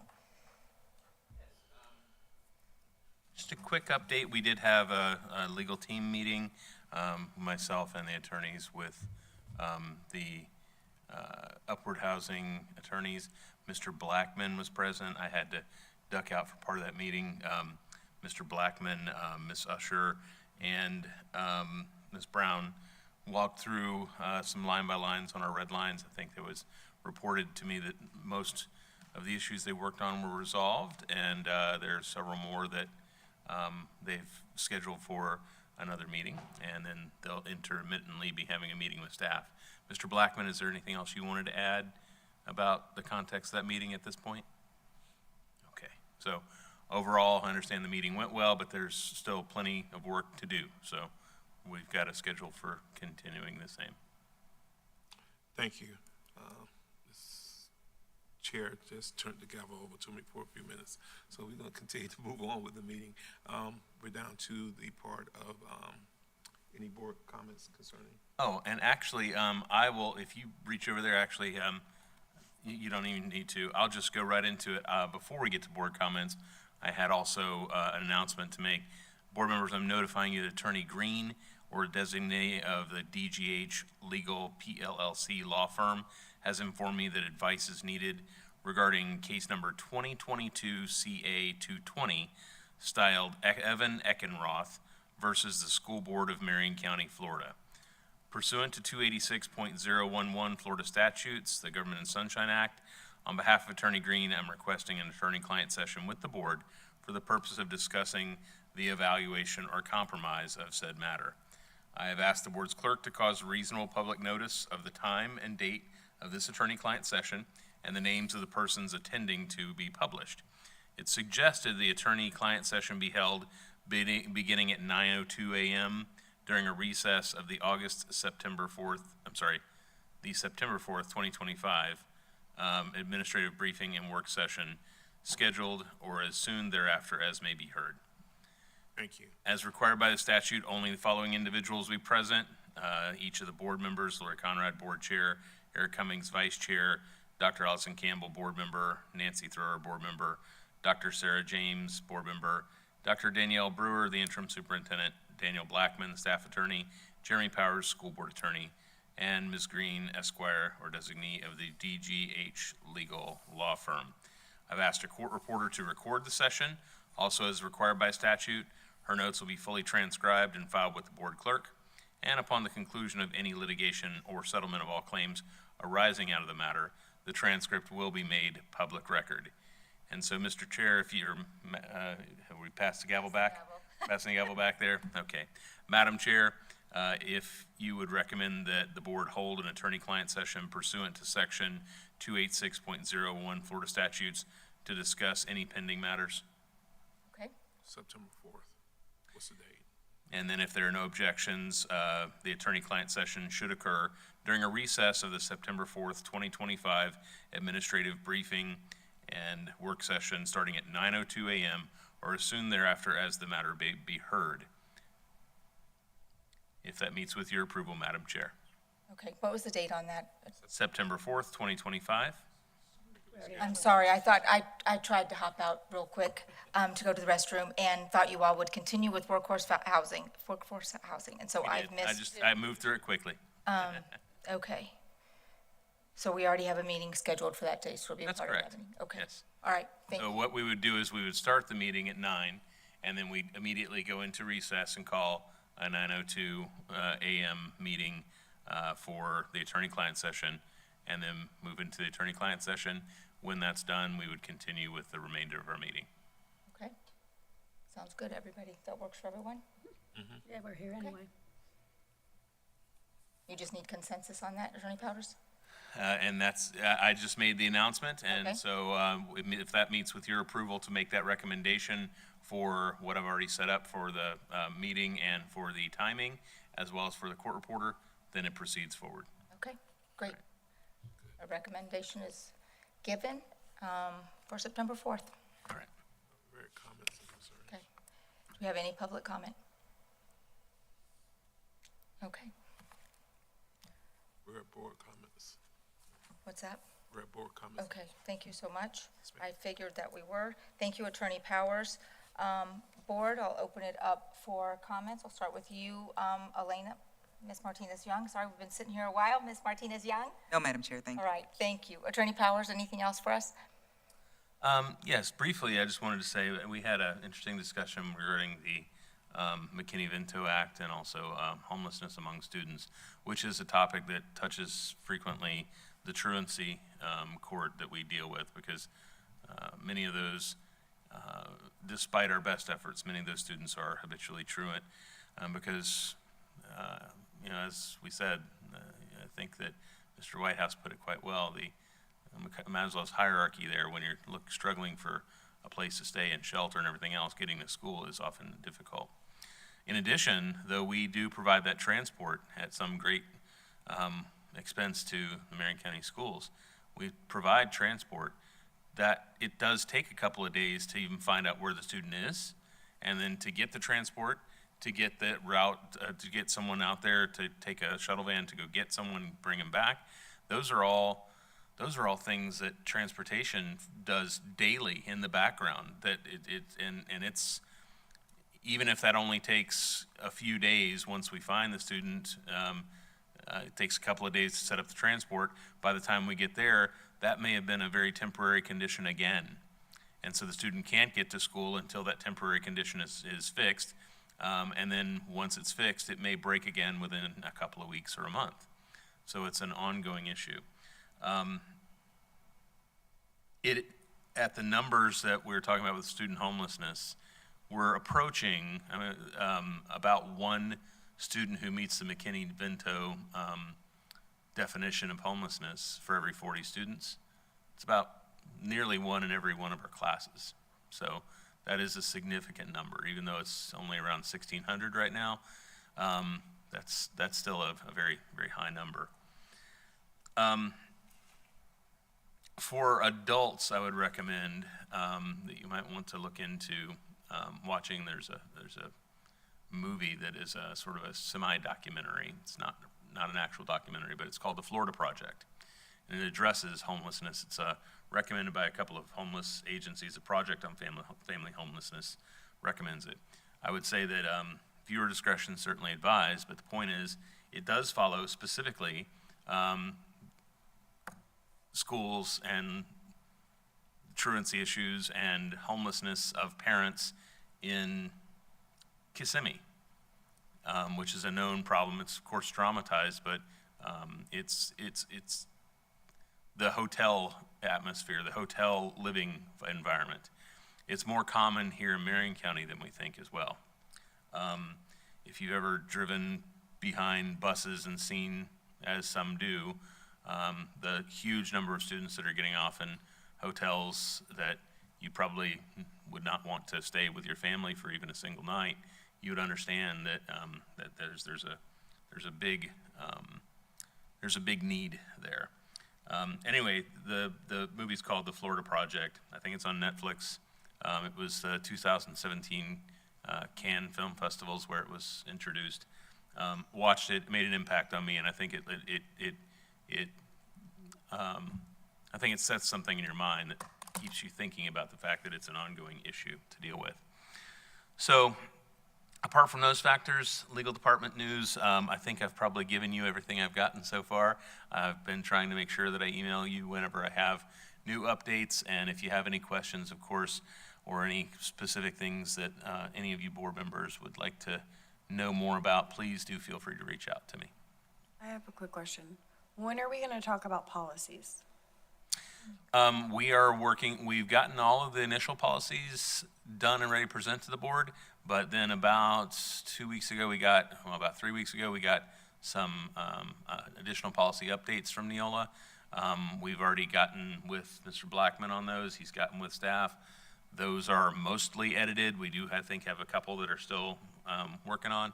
So I don't have a firm date for you, but it's coming very soon.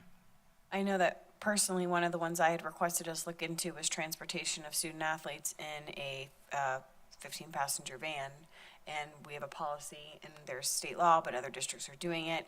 And so this was a conversation I think I started in the winter of last year. And now we're in a new school year. We have new seasons. We're transporting athletes. And so personally, I want to ensure that's included. But also, it's timely that we have this discussion so that we can try to start problem solving some of the policies. Because I know a lot of it is legislative change, and it's a lot of have-tos. But some of the policies, I know for me personally, at least a handful, I have shown desire to discuss. I think as some of the other board members have as well. And so continuing to delay having the big conversation, which I understand it's probably easier to do it all at once, when there are other pieces that we would impact students to be able to have transition on. So I just would like to see us get it done timely. Of course. Okay. All right, with that, Mr. Whitehouse. Yes, ma'am. Thank you, Chair. So we're at day 9 of school, and we are already over projection for the school year by quite a bit, which is incredible, and we're going to continue growing each day. Right now, we're averaging over 95% daily attendance, and talking with several of our schools, they're seeing some of the highest early year attendance that they've seen in recent memory. And I think a lot of that has to do with being proactive on the attendance, constant communication with our families, and really staying on top of these challenges. But we want to continue that momentum and make make sure we continue that progress forward. Been to a lot of schools in the last couple of weeks, and what I can say is, besides some of the normal beginning of the year hiccups that we see, teachers are teaching, kids are learning, and we see some great things happening in our classrooms on a daily basis, and people are really excited about this school year, and so are we. I want to shed a little bit of appreciation for our transportation department. We always have struggles at the beginning of the year with transportation every year.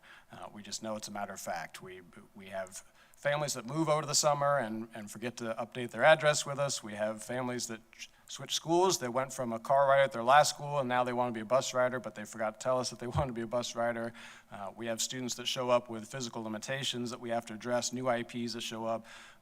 And so I just want to say a big thank you to Mr. Ostanek and his team for the work that they're doing to problem solve every day, to try and smooth everything out as fast as they can, including with our new bus app that we launched. So last week he shared with me that we started the first day of school with 42% of our buses on time. By Friday, we were at 89% of our buses on time. So that's a lot of problem solving by the team, and I know they're continuing to work on that remaining 11% this week and making sure that we can get all of our students routed properly. So thank you to his team. And then just again, a big thank you to our community partners that have stepped up already at the beginning of the year. We've received support from the county commission, our clerk of court's office, a lot of local businesses.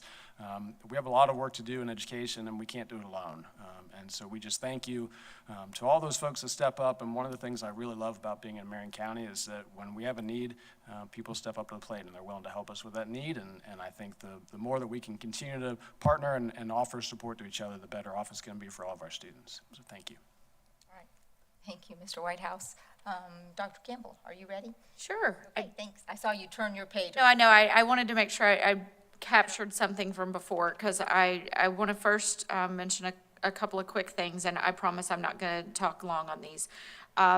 Was grateful yesterday to have my meeting with Mr. Ayers that I believe all of us are having about the interlocal agreement.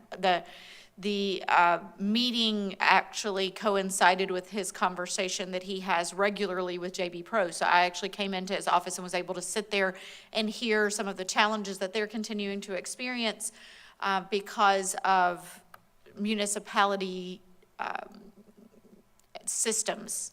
I'll just say that. So I know I stated it before, but I'll state it again. The school district is footing the bill to make sure that we can get what we need and how it will help our entire community with all the data to be able to speak together. So we'll be able to have a much better product, and everything in the county is going to work really smoothly because we're footing the bill, and our contract with JB Pro goes until June 30th. So I'm convinced that we'll be able to get the information, but completely understand why the technical working group needs to meet in the fall, and we probably need to wait on our full meeting until the spring. So you all will be getting that information if you haven't already from Mr. Ayers, but it was just interesting walking in and him actually being on his regular call with them and hearing directly from them.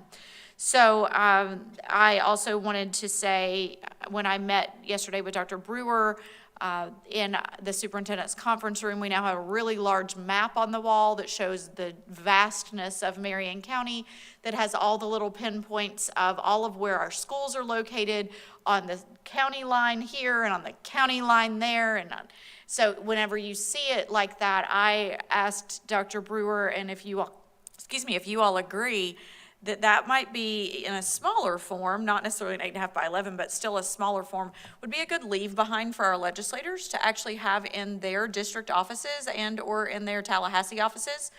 I think specifically if we're talking transportation and 1,600 square miles, it really does help to see what that really looks like.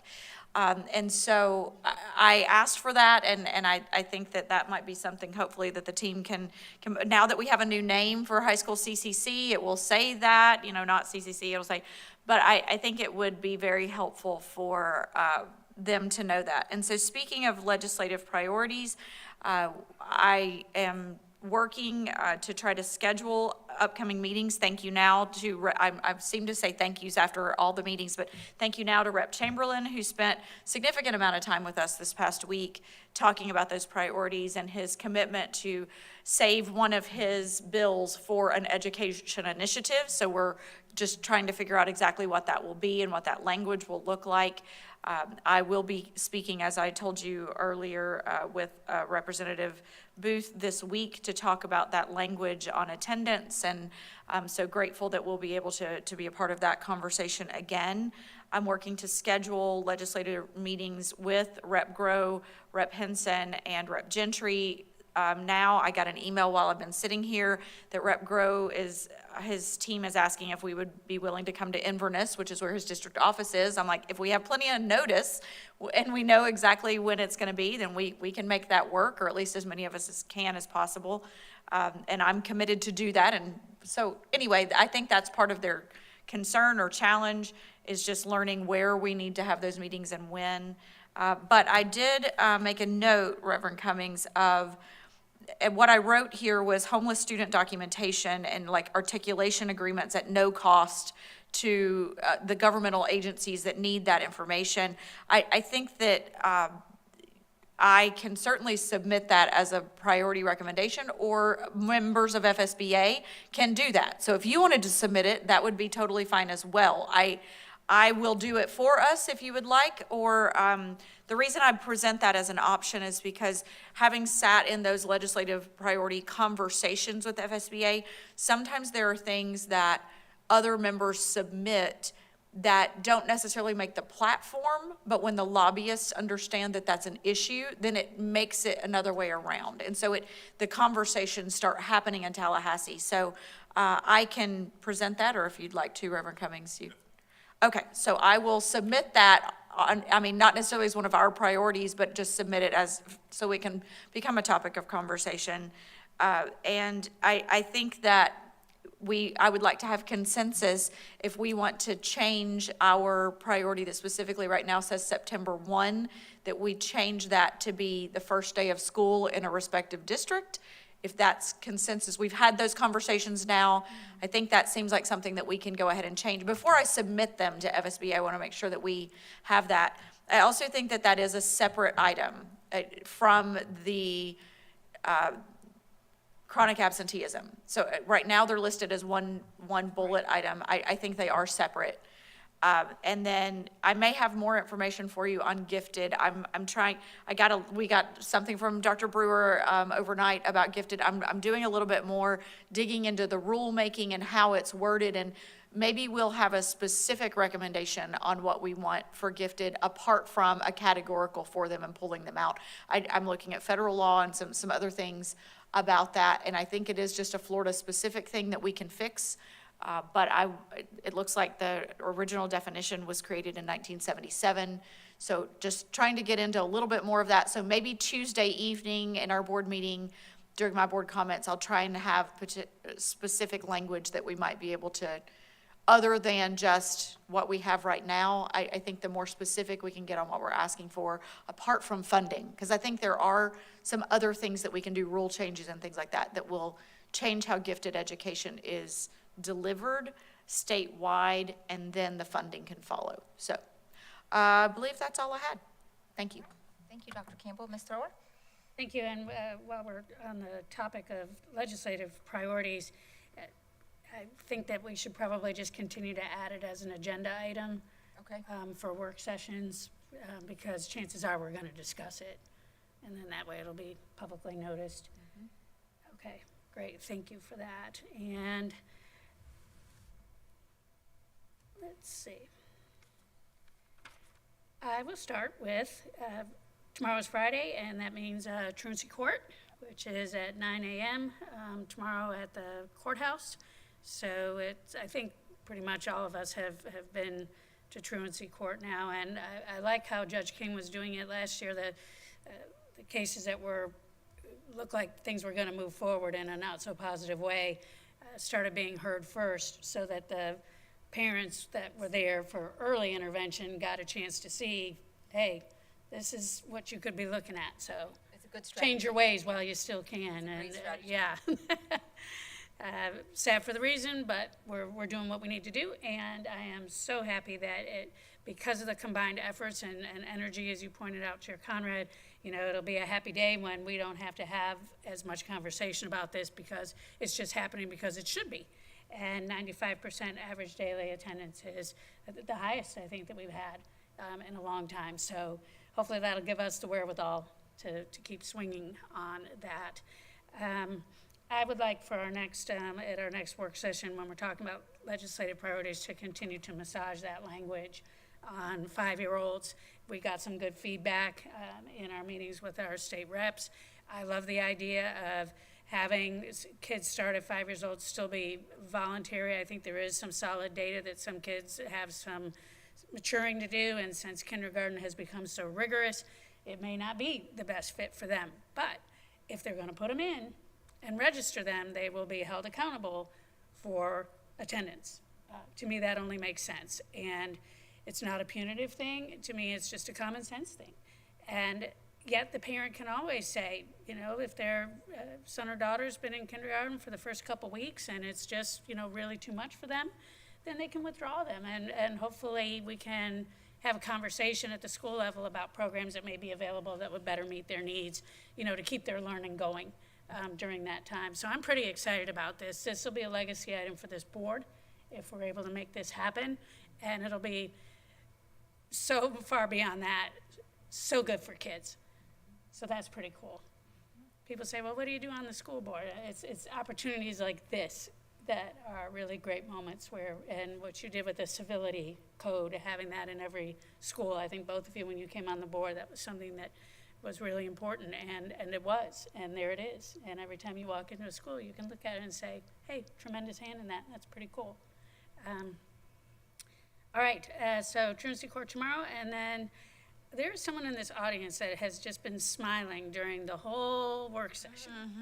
So I am going to remind everyone that tomorrow from 1 to 4 is Teresa Boston Ellis's retirement celebration right here at MTI at the Gilded Man Cafe. And I wanted to say a couple times during the work session, Miss Boston Ellis, stop smiling so broadly. You're making me sad. She's thinking she doesn't have to sit through another work session. Yes, She's yes, thinking. Yes, there's been a lot of them, but I know we're going to be in great hands and looking forward to developing our new partnership with our new CFO. So I would have been remiss to just not acknowledge your presence, and looking forward, yes and no, Yes and no. to seeing you tomorrow. That's all I have. All right. Thank you, Ms. Thrower. Dr. James.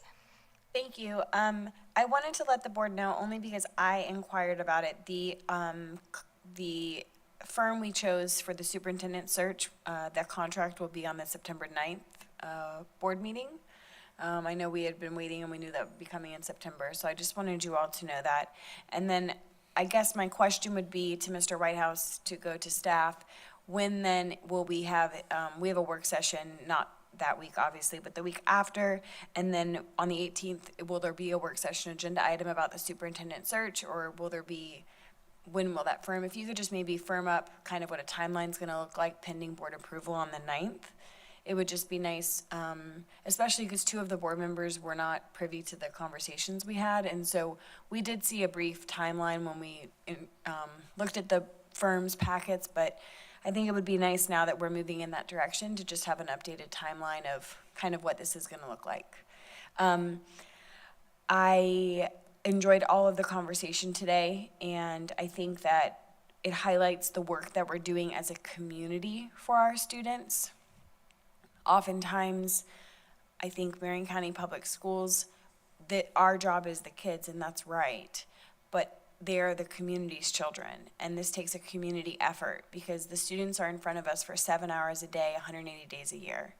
And so what is happening, and this is as an educator, this was what I always said, I can only do so much in the 7 hours they're in my classroom, and that's in elementary. In secondary, you maybe see them for 45 to 60 minutes. And so at an elementary school, if I only have them for 7 hours a day, 180 days a year, how are we working as a community to continue to problem solve the rest of it? And so that is what was really exciting about the conversation today, because it highlights all of the different community partners working with us to ensure that we are meeting every student where they are, every family where they are, and helping them problem solve how to hand up out of their situation into better situations. So I'm grateful for all of the community partners and the individuals that are financing those community partners, because many times some of these nonprofits are supported tremendously, not by grant funding, not by some imaginary money that comes from the federal government, but our local businesses are financially supporting the nonprofits that are working to support our students in Marion County. And a lot of them do it very silently, and they are not boisterous and they are not prideful. They are just quietly giving to support the work of the Kimberly Center and all of the other organizations. And so I just didn't want the meeting to go without personally vocalizing how grateful I am for the partnerships that we have in helping every student succeed in Marion County. Thank you, Dr. James. Reverend Cummings. Very informative work session this morning to all of our presenters, Interim Superintendent Brewer, and to you, Mr. Whitehouse, Deputy Whitehouse. Thank you for those presentations. I think we had some great discussions, great information that was presented out to the public. And I believe that we're off to a good year. And I do too also want to thank Transportation for what they are doing into making sure that the kids get to school in time. I think Mr. Whitehouse gave us an 89% for the end of the week, but we had something, I think yesterday was at 91% yesterday morning on time. So as we continue to improve, it's going to get better and better and better. So I ask that those parents and the community be patient as we are working on it. I don't want them to think that we're not. Every day it gets better and better. So thank you. Thank you, Reverend Cummings. Ms. Thrower has one more item to add. And I didn't write it down, which is why I forgot. I had taken a screenshot, and that's the reason why I wore my Vanguard shirt this morning, so I just couldn't walk away not acknowledging it. And I want to acknowledge congratulations to student Nicholas D. Pasquale for being recognized for best paper within the University of Florida's Student Science Training Program. And because of his completion of the program, he's been invited to visit the MIT Media Lab, no slouch there, as part of the Augmentation Lab Summit. So when we talk about gifted kids or kids that are just accelerating at high levels, you know, here's a very timely example of the talent that we have. And we can just tap into every kid and find out what sparks them and have a program and a pathway for them. I'm sure attendance will be at 105% every day, and we'll have no referrals. 105%. Yes. Thank you, Ms. Thrower. I know that math doesn't math, but it was fun to say it. It is funny. I just have a few things, and then I will go over our meeting reminders. I had quite a few thank yous. The presentations this morning were very meaningful, and they all impacted students directly. So I was also just appreciative of all the information that was brought forward and shared with us this morning. Through our presentation, I'm continually reminded, grateful to the public for our referendum dollars. As we reviewed things that we're doing, that we're able to do with Safe Schools and for our schools, it is frightening to me what it would be like without those dollars. And so every opportunity I get, I just want to say thank you very much, Marion County, for supporting Marion County Public Schools with those dollars. And I know almost every board member, or maybe every board member has said, I'm also really grateful for our community partnerships. As a lot of the presentations were going on this morning, I had different organizations in my mind, thinking about how they serve our students and our families each day in school and outside of school. So just very grateful for that also. Mr. Whitehouse, thank you for filling in for Dr. Brewer. She had to leave this morning. We enjoyed having you with us. I too, Miss Boston Ellis, I was happy, sad today with you in the audience. You were smiling, and I knew she was thinking, this is my last work session I have to sit through. But we're going to miss you. We look forward to celebrating you tomorrow. But I am going to miss looking out into the audience and see you smiling back at us. So wishing you the best in these next couple of days and into retirement. And with that, I just have to share a few dates with you. The next school board meeting is scheduled for August 26th at 5:30 PM. There's a special school board meeting scheduled for September 4th at 7 AM. The next administrative briefing and work session is scheduled for September 4th at 9 AM. There's a special school board meeting scheduled for September 9th at 5:01 PM, and a school board meeting is scheduled for September 9th at 5:30 PM.